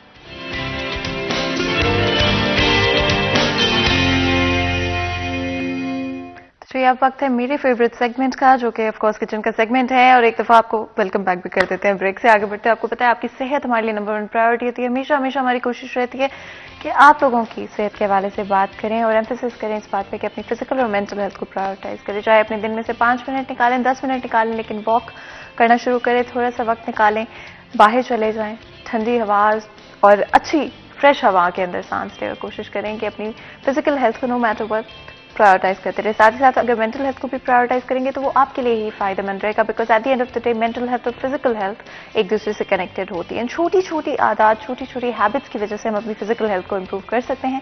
अगर डाइट के हवाले से बात करें, ऑफकोर्स आपको पता है कि मील्स को अपनी सही तरह से लेना सर्दियों के अंदर बहुत जरूरी होता है। हम ब्रेक से पहले इसी हवाले से बात कर रहे थे कि अपने मील्स को प्रॉपर्ली लेना कितना इंपॉर्टेंट है। साथ ही साथ अगर मैं बात करूं मील्स के हवाले से, इंग्रेडिएंट्स बहुत इंपॉर्टेंट है। अच्छे इंग्रेडिएंट्स का इस्तेमाल करें, बदल बदल के इंग्रेडिएंट्स का इस्तेमाल करें। प्रोटीन्स के हवाले से, हेल्दी कार्ब्स के हवाले से, डिफरेंट तरह की चीज़ों को अपने खाने में इनकॉर्पोरेट करते रहा करें। फ्रूट्स को ऐड करें, वेजिटेबल्स को ऐड करें, अपने मील्स को प्रॉपर बनाएं। और जब मील्स की बात करते हैं, किसी भी डिश की बात करते हैं, तो उसमें कुकिंग ऑयल की चॉइस बहुत इंपॉर्टेंट होती है। अगर कुकिंग ऑयल के हवाले से बात करें तो गोल्डन कुकिंग ऑयल बनाने वालों को ये दावा है कि 100% ऑर्गेनिक इंग्रेडिएंट्स के साथ इसको तैयार किया जाता है। साथ ही साथ अगर मैं बात करूँ बेहतरीन vegetable oil golden cooking oil बनाने वालों का दावा है, और साथ ही साथ उनका कहना है कि पाम कॉटन सीड और सोयाबीन का इस्तेमाल करके इसको तैयार किया जाता है। साथ ही साथ गोल्डन कुकिंग ऑयल बनाने वालों का ये भी दावा है कि चाहे आप कोई डिश जो है वो बेक कर रहे हैं, ट्रेडिशनल कुकिंग के थ्रू बना रहे हैं या एयर फ्रायर के थ्रू तैयार कर रहे हैं, तो लाजमी तौर पे बहुत अच्छी बनेगी और साथ ही साथ प्रिसाइज होगी। ऑफ कोर्स किसी भी डिश को तैयार करते हुए हम बहुत सारे इंग्रेडिएंट्स का इस्तेमाल करते हो, ये बड़ा इंपॉर्टेंट होता है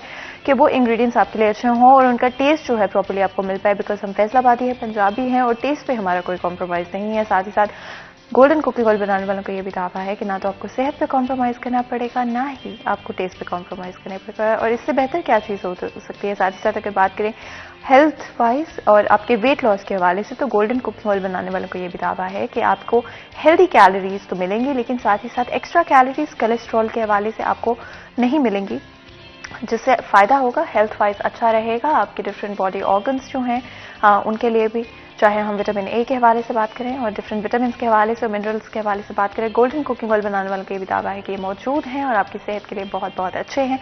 जिस तरह से हमारी कोशिश रही है कि आप लोग अपनी सेहत को प्रायोरिटाइज करना शुरू करें और इस चीज़ का मामूल बनाएं कि ज़िंदगी में कुछ भी चल रहा हो, चाहे वो कोई प्रॉब्लम्स हो, चाहे कोई गोल्स हों, जो चीज़ें हों आपको स्ट्रेस दे रही हों, फिर भी अपनी मेंटल और फिजिकल हेल्थ को प्रायोरिटाइज करना ना छोड़ें, because at the end of the day अगर एक चीज़ कोविड-19 ने हमें सिखाई है तो वो यही है कि अपनी सेहत को हमेशा प्रायोरिटाइज करें और बाकी चीज़ें साथ साथ चलती रहेंगी, लेकिन at the end of the day अगर आपकी सेहत अच्छी नहीं है तो बाकी कोई और भी चीज़ अच्छी नहीं रहेगी। तो इसलिए बहुत बहुत इंपॉर्टेंट है कि no matter what is going on in your life, आप अपनी फिजिकल हेल्थ को इग्नोर ना करें, नेग्लेक्ट ना करें। अगर मैं वैसे बात करूँ सब कॉन्टिनेंट के हवाले से, तो आई थिंक हम सब लोगों की एक चाहत है, खासियत है और ट्रेडिशन है जो कि हम दुनिया में जहाँ जहाँ भी गए उस ट्रेडिशन को हम साथ लेकर ही बढ़े। और मैं बात कर रही हूँ चाय के हवाले से। आपको पता है कि चाहे वो हमारी गैदरिंग्स हों, चाहे हम मिल बैठ के अपनी फैमिलीज के साथ बैठे हों या फ्रेंड्स के साथ बैठे हों, चाहे गर्मियाँ हों या सर्दियाँ हों, चाय एक मामूल है हमारे घरों के अंदर। और चाय के हवाले से अगर बात करें तो DHT बनाने वालों का ये दावा है कि फाइनेस्ट टी लीव्स दुनिया के बेहतरीन बागात से चुनकर लाए जाते हैं, जिसकी वजह से पत्ती इतनी अच्छी होती है। साथ ही साथ DHT बनाने वालों का ये भी दावा है कि आपकी हेल्थ उनके लिए नंबर 1 प्रायोरिटी है। DHT बनाने वालों का ये भी दावा है कि उनकी कोई सैम्पलिंग टीम नहीं है, इनफैक्ट वो लोग खुद हर प्रोडक्ट को, हर डिफरेंट टाइप को खुद टेस्ट करते हैं टू मेक श्योर जो उनके कंज्यूमर तक, कस्टमर तक प्रोडक्ट पहुंच रहा है वो नंबर 1 क्वालिटी का है। End of course that's absolutely very very important. DHT is a company जिसके लिए आप उनकी सबसे बड़ा एसेट हैं। वो चाहते हैं कि आप लोगों के लिए जो भी प्रोडक्ट्स पहुंच रहे हैं वो आपकी सेहत के लिए भी अच्छे हों, टेस्ट में भी अच्छे हों। और साथ ही साथ DHT की 2 क्वालिटीज़ मार्केट में मौजूद है, जिसके अंदर एक्सट्रीम क्वालिटी है जो कि थोड़ी कम पत्ती जो लोग पसंद करते हैं उनके लिए, और साथ ही साथ जो कि थोड़ी तेज़ पत्ती वाली चाय पसंद करते हैं तो DHT दाने वाली भी मौजूद है जो कि रेड पैकिंग में है। साथ ही साथ ग्रेट वैल्यू पैक भी अवेलेबल है मार्केट के अंदर, जिसका मतलब है कि सेम प्राइस में एक्स्ट्रा पत्ती आपको मिल रही है। और यहाँ पे क्योंकि ब्रेक का वक्त हो जा रहा है तो छोटा सा ब्रेक लेते हैं, ब्रेक के बाद हाजिर होते हैं। कहीं मत जाइएगा, हमारे साथ ब्रेक।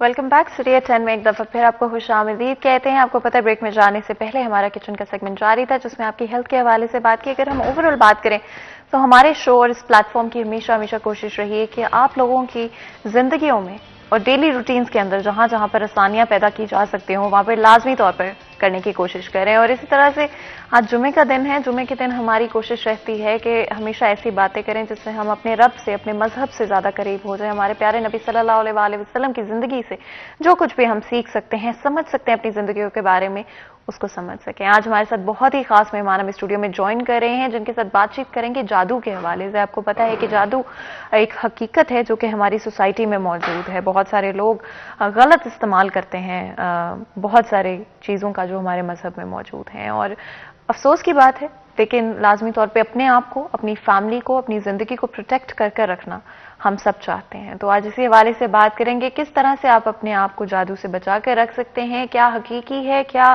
فرضی ہے، اور کہاں پر ہم اپنا کردار ادا کر سکتے ہیں as people, as good human beings, کہ اگر ہمیں کسی اور کو تکلیف میں دیکھیں تو ہم کس طرح سے ان کی مدد کر سکتے ہیں، یا پھر اپنی مدد ہم کس طرح سے کر سکتے ہیں. تو میں جلدی سے آپ کا انٹروڈکشن کرا دیتی ہوں ہمارے مہمان کے ساتھ. ہمارے ساتھ علامہ طاہر ریحان عباسی موجود ہیں جو کہ اسلامی اسکالر ہیں. آپ کو ویلکم کرتے ہیں شو کے اندر. بہت بہت شکریہ آپ کا آج ہمیں جوائن کرنے کے لیے. ہماری آڈینس کے لیے آپ نے آج وقت نکالا. مجھے پتا ہے کہ بہت مصروف ہوں گے آپ. ساتھ ہی ساتھ سردی بھی آج کل بہت زیادہ ہے، اور سردیوں میں ویسے ہی کم دل کرتا ہے کچھ بھی کرنے کا. جادو کے حوالے سے اگر بات کریں تو ایک بہت بڑا ایشو ہے ہماری سوسائٹی کے اندر. اکثر اوقات فیملیز کے اندر دکھائی دیتا ہے، گھروں میں مسائل پیدا ہو جاتے ہیں، کبھی کوئی مسئلہ ہو جاتا ہے، فائنینشیل پرابلمز، پرسنل پرابلمز، اور بہت ساری چیزیں جو ہیں وہ ایشوز بن جاتی ہیں لوگوں کے لیے. لیکن اس سے پہلے کہ ہم اس طرف جائیں، ڈسکشن کو شروع کرتے ہیں اس بات سے کہ جادو ہوتا کیا ہے. جی، بسم اللہ والصلاة والسلام علی سید الانبیاء والمرسلین وعلی آلہ واصحابہ الطیبین الطاہرین. سب سے پہلے سٹی 41 نیوز کے جتنے بھی سننے اور دیکھنے والے ہیں ہمارے ناظرین، جادو کی شرعی حیثیت کیا ہے؟ جادو کی تاثیر، اثرات برحق ہیں، مگر یہ کرنا کروانا حرام ہے. جادو صدیوں سے چلا آ رہا ہے. حضرت موسیٰ علیہ السلام کے زمانے میں جادو اپنے عروج پر تھا. جادو اپنے عروج پر تھا.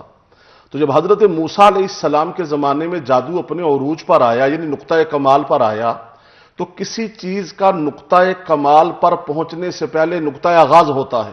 پتہ نہیں کب سے شروع ہوا، اور حضرت موسیٰ علیہ السلام کے زمانے میں یہ یعنی اتنا جادو تھا لوگوں میں کہ عام لوگ نہیں، یعنی درمیانہ طبقہ نہیں، وزیر مشیر قسم کے جو فرعون کے لوگ تھے وہ جادوگر تھے. اچھا، اب جادو کی شرعی حیثیت کیا ہے؟ قرآن کریم کے اندر سورہ بقرہ میں جادو کا ذکر موجود ہے، سورہ اعراف میں جادو کا ذکر موجود ہے، اسی طرح سورہ طٰہٰ کے اندر جادو کا ذکر موجود ہے. اور نبی کریم صلی اللہ علیہ وسلم پر جو جادو کیا گیا اس کا جو ملتا ہے ثبوت، وہ بخاری کے اندر اور مسلم شریف کے اندر، یعنی صحیح بخاری اور صحیح مسلم میں جادو کا ثبوت ملتا ہے.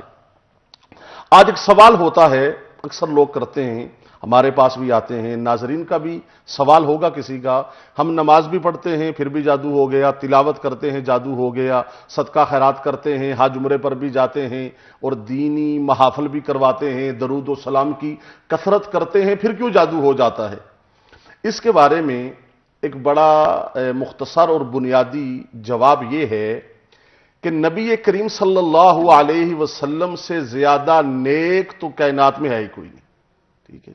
اچھا، ہم کسی نہ کسی کے بارے میں برا تو سوچ لیتے ہیں نا، مگر ہمارے نبی کے دل میں کبھی برا خیال بھی نہیں آیا. یہ نبوت کی شان اور صفت ہے. تو ان پر بھی جادو ہو گیا. ٹھیک ہے. اب جادو ہو جاتا ہے. اب نبی کریم صلی اللہ علیہ وسلم سے ایک روایت ہے، حضرت عائشہ صدیقہ بنت صدیق، وہ اس حدیث کی راوی ہیں کہ نبی کریم صلی اللہ علیہ وسلم پر لبید ابن عاصم نے جادو کیا. یہ بخاری کی روایت ہے. نبی کریم صلی اللہ علیہ وسلم، سیدہ عائشہ فرماتی ہیں کہ جو کام نہیں کیا ہوتا تھا تو وہ سمجھتے تھے میں نے کر لیا. اب یہ جادو کا اس طرح اثرات ہوئے کہ اللہ کے نبی نے جو کام نہیں کیا تھا وہ میں نے کر لیا. ایک رات سیدہ عائشہ فرماتی ہیں رضی اللہ تعالی عنہا ام المؤمنین کہ آقا جی میرے گھر آئے اور اللہ کے نبی نے بہت زیادہ دعا مانگی، بہت زیادہ دعا مانگی اللہ سے. خوب اللہ کے نبی گڑ گڑائے، دعا مانگی. پھر مجھے فرمایا کہ اے عائشہ تمہیں پتا ہے کہ میں نے جو اللہ سے بات پوچھنی تھی وہ اللہ نے مجھے بتلا دی ہے. یعنی جو جادو کے بارے میں محمد صلی اللہ علیہ وسلم نے اللہ سے پوچھنا تھا وہ اللہ نے مجھے بتلا دیا ہے. یا نبی اللہ کیا بتایا؟ اللہ کے نبی نے فرمایا عائشہ مجھ پر قبیلہ ذروان کے ایک آدمی نے، ابن عاصم جو عاصم کا بیٹا ہے لبید، اس نے جادو کروایا تھا اور اس کی وجہ سے میں بہت زیادہ جو ہے وہ پریشان تھا. اللہ کے نبی نے فرمایا عائشہ دو آدمی میرے پاس آئے، ایک میرے سرہانے بیٹھ گیا سر کی جانب, دوسرا بیٹھ گیا میرے پاؤں کی جانب. اب سر والے نے کہا کہ اس آدمی کو کیا مسئلہ ہے, پاؤں والے نے کہا اس پر جادو ہے. کس نے کیا ہے؟ قبیلہ ذروان کے فلاں آدمی لبید ابن عاصم نے کیا ہے. اور وہ جادو کہاں پر ہے؟ وہ فلاں کنویں کے اندر ہے, فلاں کنویں کے اندر ہے. نبی کریم صلی اللہ علیہ وسلم نے فرمایا, عائشہ میں صحابہ کو لے کر اس کنویں میں گیا تو ایک کنگھی کے اندر بال لپٹے ہوئے تھے. یہاں پر میں اپنے ناظرین کو اور میری بہن آپ کو بھی بتاؤں, اللہ کے نبی نے فرمایا عورت بالوں کو کنگھی کرے تو ان بالوں کو زمین میں دفن کیا جائے, یا بال جو کاٹے جاتے ہیں ان کو زمین میں دفن کیا جائے. ناخن کاٹ کر بھی زمین میں کیا ہے؟ دفن کیے جائیں. یہ باقاعدہ حدیث ہے. کیوں؟ ان بالوں سے جادو شروع ہوتا ہے, ان کٹے ہوئے ناخنوں سے جادو شروع ہوتا ہے. اس کے اندر بڑی فکر کرنی چاہیے. اللہ کے نبی نے فرمایا, عائشہ ہم نے وہ کنگھی نکالی, اس کے اندر بال گرے لگی ہوئی تھی, جس کو قرآن کریم میں فرمایا وَمِن شَرِّ النَّفَّاثَاتِ فِي الْعُقَدِ, وہ جو گرہیں لگا کر پھوکے مارنے والی سے پناہ مانگی گئی ہے. تو اللہ کے نبی نے فرمایا, عائشہ وہ جو پانی کا رنگ تھا نا, وہ جس طرح مہندی پانی میں ملائی جائے نا اس طرح کا رنگ تھا, جس طرح مہندی گلی ہوتی ہے.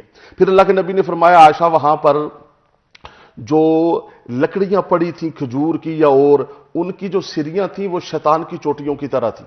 اللہ کے نبی نے وہ جادو نکلوایا, نکلوا کر کنویں کو جو ہے وہ کیا ہے بند کر دیا. اللہ رب العالمین نے وحی بھیجی کہ اے میرے پیارے نبی, جو یہ قرآن کریم کی آخری 2 سورتیں ہیں یہ اس جادو کے بارے میں ہیں. تو اب جادو کا اس سے انکار ہم نہیں کر سکتے. اب ہماری یہاں پر رہنمائی کون کرے گا؟ یا اللہ کا قرآن رہنمائی کرے گا, یا نبی کریم صلی اللہ علیہ وسلم کی جو احادیث مبارکہ ہیں وہ رہنمائی کریں گی.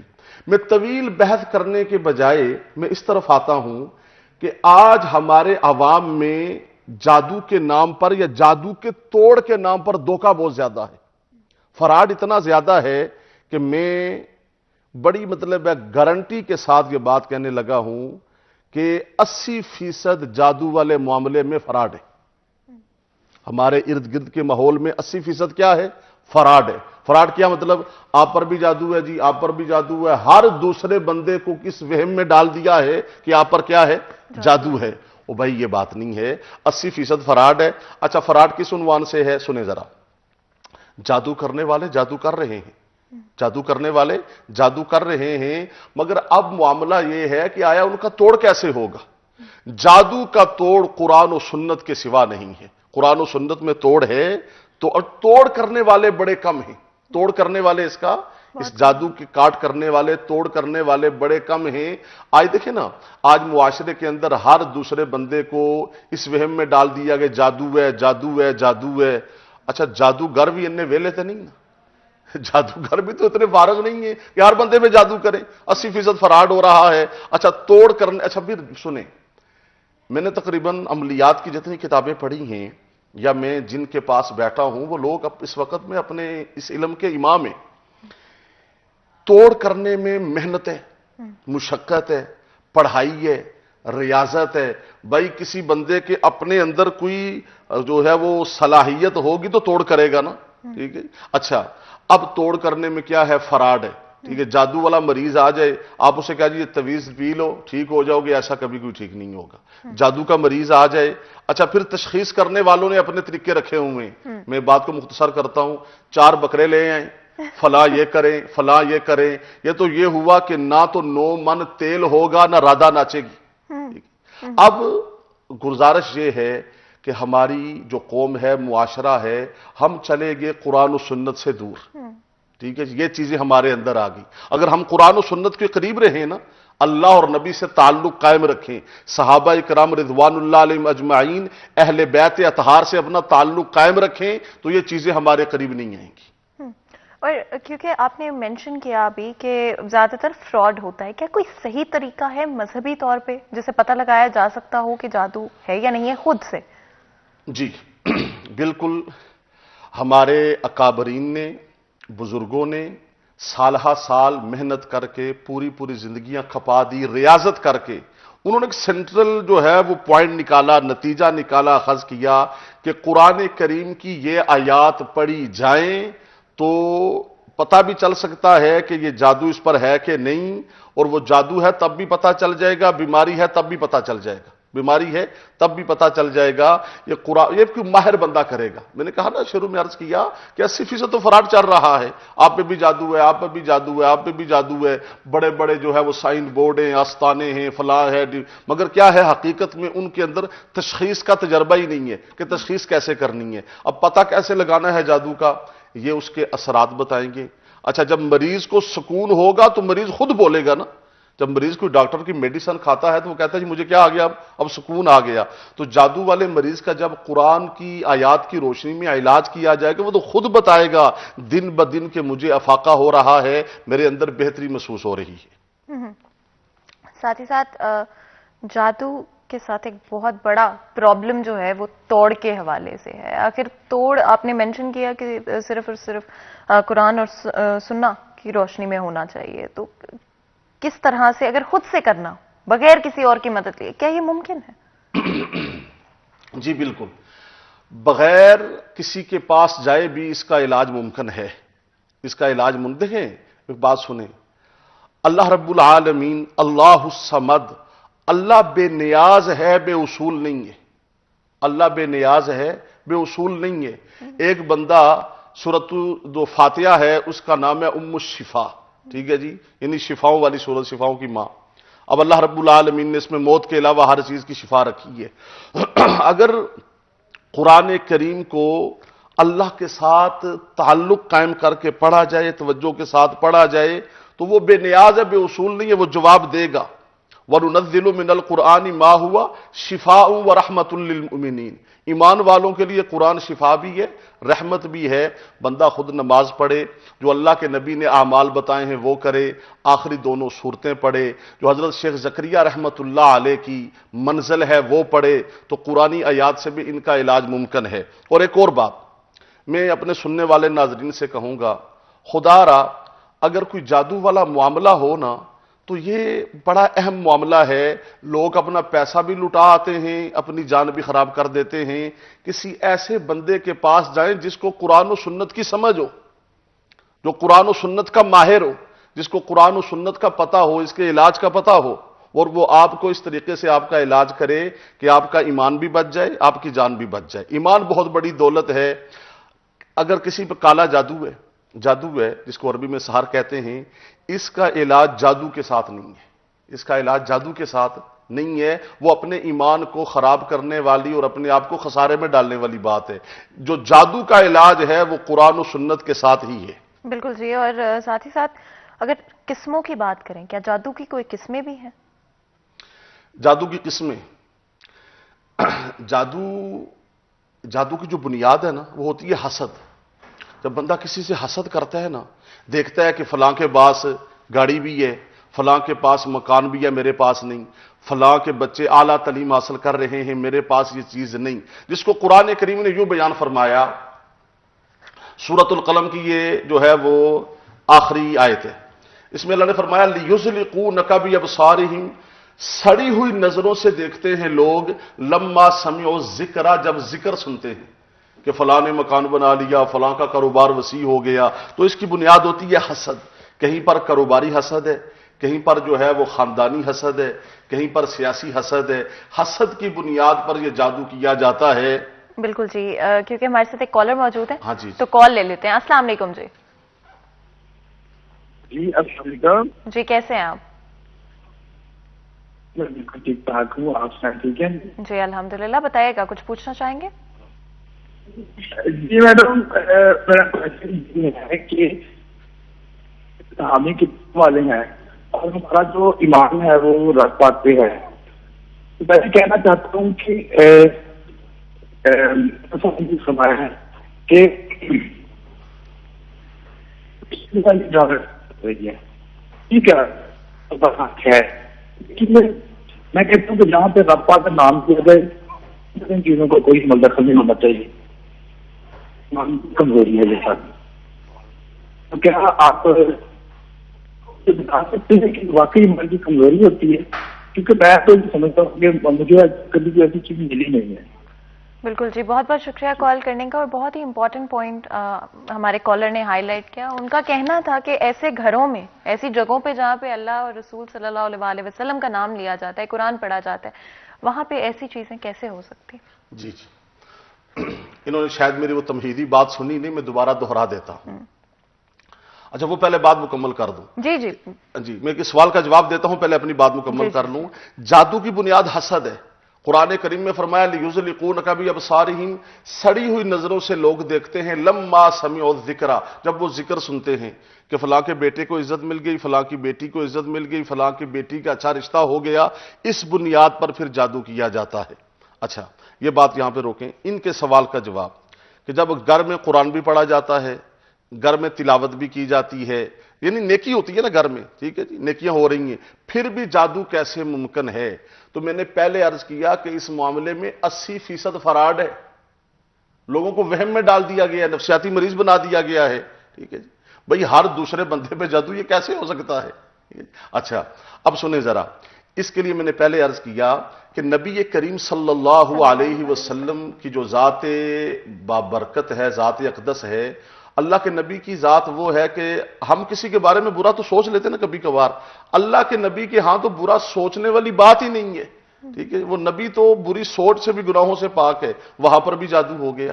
ٹھیک ہے جی. اچھا حضرت عائشہ پہ جادو ہو گیا، کئی ہمارے بزرگوں پہ جادو ہوا. اچھا اب یہاں پر ایک اور بات کروں.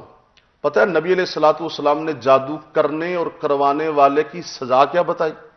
اللہ کے نبی نے فرمایا، ترمذی کی شریف کی حدیث ہے، نبی علیہ الصلوۃ والسلام نے فرمایا جو بندہ جادو کرتا ہے وہ بھی واجب القتل ہے، اس کی سزا سزائے موت ہے. جو بندہ کرواتا ہے فقہا نے لکھا ہے اس کی بھی سزا سزائے موت ہے. جادو کرنے کروانے والے دونوں کی سزا سزائے موت ہے، ایک بات. اور دوسری، حضرت عمر کے دور میں 3 آدمیوں کے سر قلم کیے گئے جو جادو کرتے تھے. بالکل جی. ہمارے ساتھ ایک اور کالر موجود ہیں، سرگودا سے بات کرتے ہیں. السلام علیکم جی. وعلیکم السلام جی، کیسے ہیں آپ؟ شکر ہے اللہ کا جی. کچھ پتہ کرنا جی، 11 سال ہو گئے شادی جی. جی. تے بچے ہوندے تو بہت ہو گئے ہیں تے گھر وچ بے اتفاقی بن گئی. اچھا جی. بچے ہوندے 6-7 ماہ دے جس لے عمل ہوندا تے وہ اگوں ضائع ہو جاندا. اچھا جی. بہت ہو گئے ہیں، 11 سال ہو چکے ہیں. بڑے بڑے ساڈے تے اثرات ہوئے انہوں. ہم درود بھی بڑے خراب. اچھا جی. کاروبار بھی بندش ہے. اچھا جی، بہت بہت شکریہ کال کرنے کا. ہمارے کالر جو کہ سرگودا سے بات کر رہے تھے، ان کا کہنا تھا کہ ان کی 11 سال ہو گئے ہیں شادی کو، بچے پیدا ہوتے ہیں لیکن 6 سے 7 مہینے بعد ان کی ڈیتھ ہو جاتی ہے. ساتھ ہی ساتھ ان کا کہنا تھا کہ ان کے کاروبار میں بھی بہت مسائل ہوتے ہیں. دیکھیں یہ جو جادو ہوتا ہے نا، اب میں ایک حدیث کا حوالہ لیتا ہوں تاکہ بات تھوڑی سی جو ہے وہ اوتھینٹک ہو جائے. نبی کریم صلی اللہ علیہ وسلم مکہ سے مدینہ آئے تو مدینہ کے اندر 2 یا 3 سال کسی مسلمان صحابی کی اولاد نہیں ہوئی. کسی مسلمان صحابی کی اولاد نہیں ہوئی. اب مسلمان پریشان ہو گئے کہ کیا مطلب ہے، کوئی مدنی نہیں پیدا ہو رہا، اولاد نہیں ہو رہی. اب باتیں چلتے چلتے عورتوں میں باتیں چلیں، نبی کریم صلی اللہ علیہ وسلم تک یہ بات پہنچ گئی کہ مدینہ کے اندر کسی پہ جو ہے وہ کسی کی اولاد نہیں ہو رہی. یہود نے یہ بات پھیلا دی کہ ہم نے مسلمانوں پہ اجتماعی جادو کر دیا ہے. اجتماعی کیا کر دیا ہے؟ جادو کر دیا ہے. پھر نبی کریم صلی اللہ علیہ وسلم نے اللہ کی بارگاہ میں جو ہے وہ عرض کی، دعا کی، اللہ سے دعائیں مانگی. پھر جو ہے وہ پہلا صحابی مدنی پیدا ہوا. تو اب یہ سرگودا سے ہیں. جی جی. سرگودا کے اندر ان سے عرض کروں گا کہ جو عمل جو ہو نا، عمل بہت ہیں. آپ دیکھیں نا، موبائل پہ، نیٹ پہ، ٹی وی پہ عمل بہت ہیں. عمل ہیں، کامل نہیں ہے. عمل ہیں، کامل نہیں ہے. عمل پلس کامل ہوگا تو لوگوں کو فائدہ ہوگا، ایک بات. پھر عمل کی نشانی یہ ہوگی کہ وہ سنت کا پابند ہوگا، نماز کا پابند ہوگا. ایک سوال یہ بھی ہوتا ہے لوگوں کے، جادو فوری اثر کرتا ہے، نوری علم فوری اثر کیوں نہیں کرتا؟ اس پر بھی بعد میں آپ کو تفصیل بتاؤں گا. مگر اتنا سنیں کہ جو عمل ہو وہ قرآن و سنت کا پابند ہو، نماز کا پابند ہو. فیض تب اگلے کو ملے گا جب آپ کی نگاہ میں حیا ہوگا، اگلے کے لیے احترام ہوگا. آنے والی کے لیے جو آنے والا مرد ہے، عورت ہے، وہ ماں ہے، بہن ہے، بیٹی ہے، اس نگاہ سے جب آپ دیکھیں گے تو آپ کا فیض پھیلنا شروع ہو جائے گا. تو اب انہوں نے بتایا کہ اولاد نہیں ہو رہی. تو اب یہ وہاں پر ڈاکٹر کو چیک کروائیں. میں تو پہلے ڈاکٹر کے پاس بھیجتا ہوں. ٹھیک ہے جی, بھائی سر درد ہے, اب جادو تو نہیں ہے, معدہ خراب ہے, جادو تو نہیں ہے. ٹھیک ہے, جسم میں درد ہو رہا ہے, سردی کا موسم ہے, ٹھنڈ لگ گئی, درد ہو رہا ہے, جادو تو نہیں ہے. پہلے ڈاکٹر کے پاس جائیں, دوائی کھائیں. دیکھو نا, شریعت میں دعا بھی سنت ہے, یہ جو ہے دم درود, دعا بھی سنت ہے اور دوا بھی سنت ہے, دوائی کھانا بھی سنت ہے. تو یہ کسی ماہر کو چیک کروائیں تو وہاں سے پتہ چل جائے گا کہ اولاد پیدا ہونے کے بعد فوت کیوں ہو جاتی ہے. بالکل جی, اور آئی ہوپ کہ ہمارے جو کالر سرگودا سے ہمارے ساتھ موجود تھے ان کا سوال کا جواب جو ہے ان کو مل گیا ہوگا. جس طرح سے علامہ صاحب نے فرمایا, کئی دفعہ علاج دعا میں بھی اور دوا میں بھی ہوتا ہے, تو ڈاکٹر کو چیک کروائیں تاکہ چیزیں جو ہے وہ کلیئر تو ہو سکیں کہ آخر اس کے پیچھے وجہ کیا ہے. ساتھ ہی ساتھ اگر اوور آل بات کریں, بہت ساری جگہوں پہ ہمارے معاشرے میں کہا جاتا ہے کہ بھئی جادو ہو گیا ہے, جادو کی وجہ سے یہ مسائل ہو رہے ہیں. جس طرح سے ایون جب ہمارا ڈسکشن چل رہا تھا, میں مزید بھی چاہتی ہوں کہ اس کو ہم کلیریفائی کریں کہ ڈفرنس کیا ہے عام مسائل میں اور جادو کی وجہ سے جو مسائل ہوتے ہیں اس میں. لیکن اس سے پہلے کہ ہم سوال کی طرف آئے, بریک کا وقت ہو رہا ہے, تو بالکل چھوٹا سا بریک لیں گے. بریک کے بعد حاضر ہوں گے, کہیں مت جائیے گا, ہمارے ساتھ رہیے گا. بیک سٹی ایٹ 10 میں ایک دفعہ پھر آپ کو خوش آمدید کہتے ہیں. بریک میں جانے سے پہلے آپ کو پتا ہے کہ بات کر رہے تھے جادو کے حوالے سے. آج جمعے کا دن ہے, ہمیشہ کوشش ہوتی ہے کہ آپ کی نارمل ڈیلی روٹین کے اندر کہاں پر آسانیاں پیدا کی جا سکتی ہوں, ساتھ ہی ساتھ انفارمیشن نالج آپ کو پرووائڈ کر سکتے ہوں ایسے مسائل کے جو کہ ہماری ڈیلی روٹینز کا حصہ بن چکے ہیں اور ہماری زندگیوں میں ہرڈلز کریٹ کرتے ہیں. اپنے مذہب کے حوالے سے اگر ہم بات کریں تو ہمیشہ ہمیں کوشش کرنی چاہیے بہتر مسلمان بن سکیں, بہتر انسان بن سکیں, اپنے قرآن اور ساتھ ہی ساتھ ہمارے پیارے نبی صلی اللہ علیہ وسلم کی زندگی سے جو کچھ سیکھ سکتے ہیں سیکھیں, اور اپنے مذہب کے اور اپنے اللہ کے اور بھی نزدیک ہو جائیں. اور یہی کوشش ہوگی آج بھی. ساتھ ہی ساتھ اگر ہم بات کریں جادو کے حوالے سے, بہت دفعہ سننے میں آتا ہے کہ اس شخص پہ جن کا اثر ہو گیا ہے یا جنات جو ہیں اس کے ساتھ موجود ہیں. یہ کیا اس میں کوئی سچائی موجود ہے؟ اس کے لیے جواب یہ ہے کہ پہلے وہ سوال کہتے ہیں کہ معاملات مکس ہو جاتے ہیں, اس پہ جادو ہے یا بیماری ہے سمجھ نہیں آتی, لوگ آدھی آدھی زندگی جمع پوجی لگا دیتے ہیں علاج پہ. وہ جواب بعد دیتا ہوں. جن کیا ہے؟ جنات ایک اللہ کی مخلوق ہے اور حدیث مبارکہ کے مطابق یہ ہم سے زائد ہیں. اگر ہم یہاں بیٹھے ہوئے ہیں اس کمرے میں 5 لوگ تو یہ 10 ہیں, یہ ہم سے ڈبل ہے تعداد میں. ایک بات, اللہ تعالیٰ نے جب کائنات کو بنایا نا تو حضرت آدم علیہ السلام تو بہت بعد میں آئے. پہلے اس جہان میں دنیا میں جنات آباد تھے. اس اللہ کی کائنات کو, زمین کو جنات نے آباد کیا, جنات رہتے تھے. اتا جنات کا ثبوت بھی ہے, وجود بھی ہے. نبی کریم صلی اللہ علیہ وسلم کے پاس جنات کے وفود آئے بھی, انہوں نے کلمہ بھی پڑھا, وہ مسلمان بھی ہوئے. اللہ کے نبی بھی جنات کے پاس گئے. تو اب کسی کے ساتھ جن جو ہے وہ لگ گئے ہیں, اب جنات کا شکار ہو گیا ہے. جادو 2 قسم کا ہے. ایک ہے کہ آپ کسی پر جو ہے وہ کچھ کلمات یہ پڑھتے ہیں نا, کفریہ کلمات, جو ان کو شیاطین جنات کا قرب حاصل ہوتا ہے تو یہ اگلے کو پریشان کرتے ہیں. دوسرا ہے کسی کے ذریعے کسی کے اوپر جادو کے ذریعے جنات کو مسلط کر دینا, جادو کے ذریعے جنات کو مسلط کر دینا. پھر ایک ہے کہ بندہ کسی گھنے سائے میں گیا, وہاں پر جنات آ گئے. اچھا, کسی نپاکی والی جگہ پہ زیادہ دیر گیا, وہاں پر جنات آ گئے. نبی کریم صلی اللہ علیہ وسلم کی جو تعلیمات ہیں, اللہ کے نبی نے فرمایا واش روم میں جاؤ تو دعا پڑھ کے جاؤ. اللہ کے نبی نے فرمایا جو سایہ دار درخت ہو نا اس کے نیچے نہ بیٹھو. ٹھیک ہے, ان کے ٹھکانے ہوتے ہیں. اچھا, وہاں سے یہ چیزیں یہ تنگ ہوتے ہیں تو پھر یہ تنگ کرتے ہیں. پہلے یہ تنگ ہوتے ہیں, ان پہ پاؤں آ گیا, ان پہ تھوک دیا, ان پہ پانی پھینک دیا, یہ جواباً تنگ کرتے ہیں. اب جنات جو ہے وہ ساتھ چمٹ گئے, لگ گئے, جنات آ گئے. اب اس کا علاج جو ہے وہ قرآن و سنت میں ہے. بعض جنات ہوتے ہیں مسلم, وہ بڑی جلدی صلح صفائی کے ساتھ چلے جاتے ہیں. بعض غیر مسلم ہوتے ہیں. ان جنات کے اندر قسمیں ہیں. ٹھیک ہے جی, ان کے اندر قسمیں ہیں, کچھ مسلم ہیں, کچھ غیر مسلم ہیں. جو غیر مسلم ہیں وہ اتنی جلدی نہیں جاتے, یا انہیں جادو کے ذریعے مسلط کیا جاتا ہے. اب جس نے مسلط کیا ہے وہ انہیں جانے نہیں دیتا, وہ انہیں جانے نہیں دیتا. تو جنات کا وجود، جنات کا لگ جانا، جنات کے ساتھ جو ہے وہ چمٹ جانا، یہ برحق ہے، مگر اس کا علاج قرآن و سنت میں ہے، قرآن و سنت میں ہے. اور ایک بات میں اپنے سننے والے ناظرین سے کہوں گا، کہتے ہیں نا جنات کا مقابلہ نہیں ہے. نظر آنے والی مخلوق کا کیا مقابلہ کریں گی؟ ان کے ساتھ صلح صفائی ہے، اللہ سے مدد ہے، اور ان کے ساتھ جو ہے وہ جو شریعت نے طریقہ بتایا ہے اس کے مطابق ان کے ساتھ سلوک کرنا ہے. کیونکہ جادو کے حوالے سے ایک سوال میں نے بریک میں جانے سے پہلے آپ سے پوچھا تھا، اسپیشلی کیا فرق ہے اور کس طرح سے پتہ چل سکتا ہے کہ یہ جادو ہے یا یہ کوئی بیماری ہے؟ ہاں جی، وہ پتہ اس طرح چلے گا.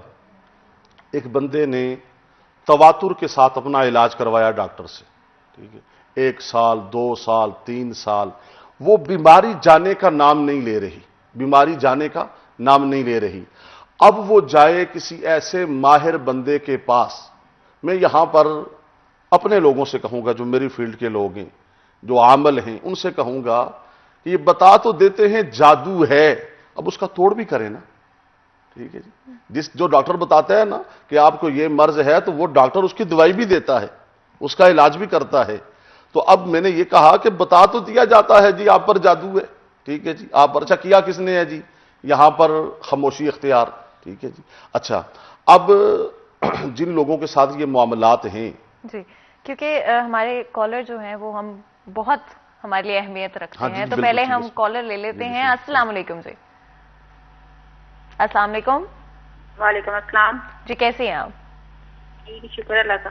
جی بتائیں کیا پوچھیں گی؟ میرے یہ پوچھنا ہے، ہماری شادی کو نا 7 سال ہو گئے ہیں. جی. تو رپورٹیں وغیرہ کروائی ہے، ہسبینڈ کی بھی رپورٹ ٹھیک ہے، میری بھی ٹھیک ہے، ٹیسٹ ہر قسم کے کروا کے دیکھ لیں، کوئی مسئلہ نہیں ہے. تو دم وغیرہ کروائے نا تو یہ کہتے ہیں کہ بندش ہی ہوئی ہے. مولانا صاحب، علامہ صاحب کیا کہتے ہیں اس بارے میں؟ بالکل جی، بہت بہت شکریہ کال کرنے کا. کالر نے جس طرح سے ہماری بات کی، 7 سال ہو گئے ہیں شادی کو، لیکن بچہ نہیں ہے کوئی، اور ساتھ ہی ساتھ ان کا یہ بھی کہنا تھا کہ رپورٹس کروائی ہیں ہسبینڈ کی بھی اور انہوں نے اپنی بھی، جو کہ بالکل صحیح ہیں، اور کسی کے پاس گئے تو انہوں نے کہا بندش ہوئی ہوئی. تو کیا کہیں گے؟ کسی نے یہ نرگس بس وہ کسی نے بندش بتائی ہے، کسی کے پاس گئے تو انہوں نے بندش بتائی ہے. تو میرا خیال ہے جنہوں نے بندش بتائی ہے ان کو بندش کا علاج بھی کرنا چاہیے. دیکھیں نا، لوگوں کو کنفیوز نہیں کرنا چاہیے، پریشان نہیں کرنا چاہیے. اگر لوگ کسی مسجد کے امام کے ساتھ یا کسی مطلب عامل کے پاس جا رہے ہیں، وہ کہتا ہے جی آپ پہ جادو ہے، تو اس جادو کا کوئی حل بھی تو بتائے نا. ٹھیک ہے جی.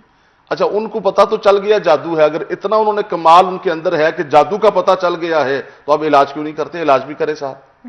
اس میں یہ ہے کہ ہم کبھی یہ کریں کہ آپ رکھیں پروگرام جو ہے وہ ناظرین کی کالوں کا پروگرام ہو، ٹھیک ہے جی، پھر ان کے ساتھ ان کا نام پوچھا جائے، جواب دیا جائے. اب اولاد کی بندش ہے تو کسی ماہر بندے سے جو ہے وہ علاج کروائیں، ایک بات، ٹھیک ہے جی. اگر آپ کو پاس کوئی قریب بندہ ہے ماہر، نہیں تو ہماری طرف رجوع کریں. انشاءاللہ اس معاملے میں اللہ کی رحمت سے ہم ان کو مایوس نہیں کریں گے. ٹھیک ہے جی، مایوسی جو ہے وہ کفر ہے، مایوس نہیں کریں گے. باقی اولاد نہیں ہو رہی، ڈاکٹری رپورٹیں صحیح ہیں. ایک اور بات یہاں پر بڑی ضروری میں کہہ دوں، بعض چیزیں بندے کو اللہ پر بھی چھوڑنی چاہیے نا، وہ رب ہے نا. ٹھیک ہے جی، وہ رب ہے. ٹھیک ہے، حضرت علی شیر خدا رضی اللہ تعالیٰ عنہ، مولا علی کے دور میں حالات بڑے عجیب آ گئے نا، مسلمان آپس میں الجھ گئے، معاملات کافی خراب ہو گئے، تو بڑے پریشان. بھائی ابو بکر صدیق رضی اللہ تعالیٰ عنہ کا دور تو بڑا صحیح تھا، حضرت عمر کا دور تو بڑا صحیح تھا، تو ان کے دور میں بڑی پریشانیاں آئیں.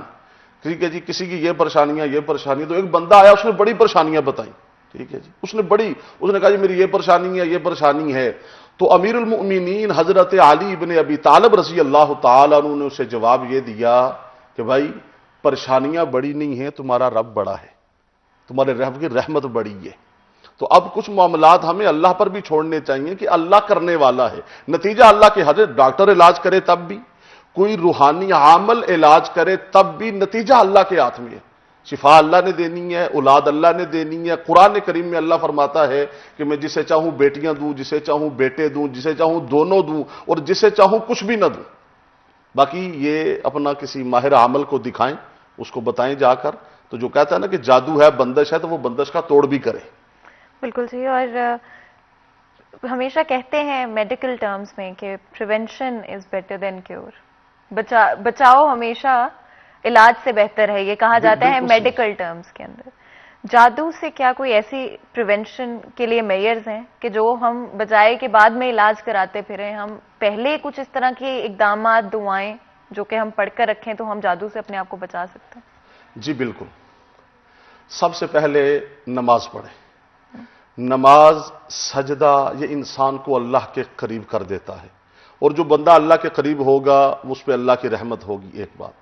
دوسری، نبی کریم صلی اللہ علیہ وسلم نے فرمایا جو بندہ آیت الکرسی پڑھ لیتا ہے وہ اللہ کی حفاظت میں آ جاتا ہے. وہ اللہ کے ذمے آ گیا نا، اس کا اللہ ضامن بن گیا، وہ اللہ کے ذمے آ گیا. آیت الکرسی کا اہتمام کریں. آخری جو ہے وہ دونوں صورتیں ہیں یا 4 قل ہیں، ان کا اہتمام کریں. پھر منزل کا اہتمام کریں اور صدقہ خیرات کا اہتمام کریں. اللہ سے اپنے گناہوں کی معافی مانگیں. نبی کریم صلی اللہ علیہ وسلم پر درود پاک پڑھے کثرت کے ساتھ. جو بندہ 1 مرتبہ درود پڑھے 10 رحمتیں آتی ہیں، تو 100 مرتبہ پڑھے گا تو کتنی رحمتیں آ جائیں گی. بالکل جی. ہمارے ساتھ ایک کالر موجود ہیں ڈی جی خان سے، ان سے بات کرتے ہیں. السلام علیکم جی. وعلیکم السلام باجی. جی کیسے ہیں آپ؟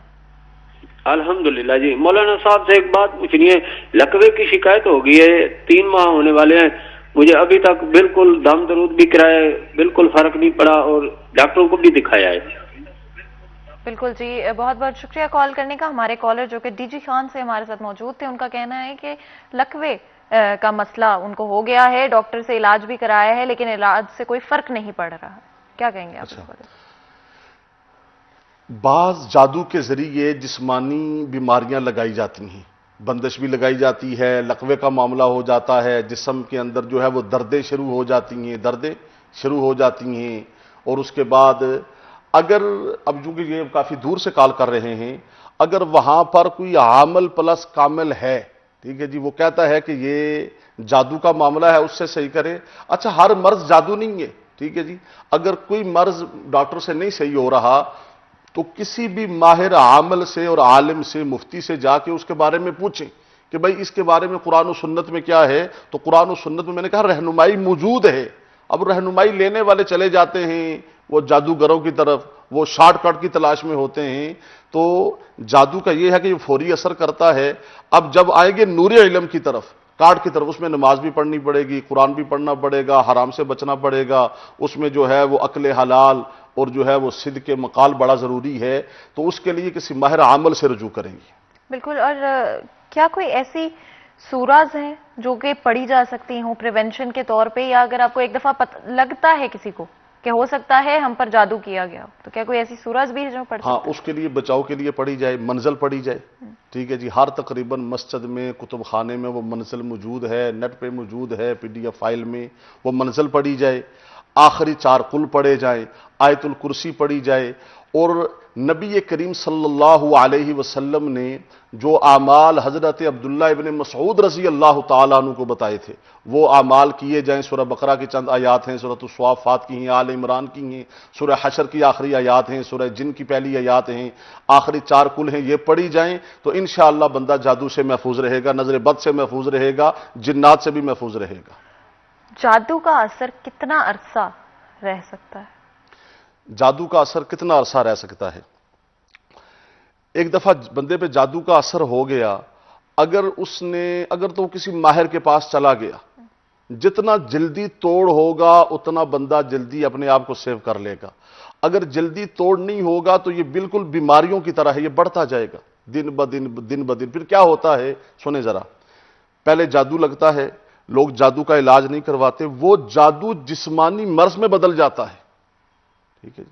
تو یہ جادو کا اثر، کئی بندے تا حیات جادو کا اثرات لگے قبر کی پتال میں چلے جاتے ہیں، کئی بندے توڑ کروا لیتے ہیں. ہاں، کسی پہ اللہ کرم کرے تو وہ ٹھیک ہو جائے تو وہ ہو سکتا ہے. بالکل جی. اور بہت ہی انٹرسٹنگ رہا آج کا ڈسکشن، اور میں امید کروں گی کہ ہمارے جو لسنرز ہیں، جو ہمارے آڈینس ہیں، ان کو مدد ملی ہوگی، نالج بھی ملی ہوں گی. اور جس طرح سے علامہ صاحب نے بڑی خوبصورتی سے بیان کیا کہ ہمیشہ جادو کا توڑ صرف اور صرف اللہ، ہمارے پیارے نبی صلی اللہ علیہ وسلم اور قرآن مجید میں موجود ہے. تو اور بھی بڑی باتیں سننے کو ملتی ہیں، لیکن ہمیشہ اپنے مذہب کے ساتھ چلیں اور اللہ تعالیٰ کے نزدیک ہونے کی کوشش کریں. بہت بہت شکریہ علامہ صاحب ہمیں جوائن کرنے کے لیے. آج یہاں پر آج کے پروگرام کا وقت ختم ہوتا ہے. مجھے اجازت ہے. اپنا خیال رکھیں. اللہ حافظ.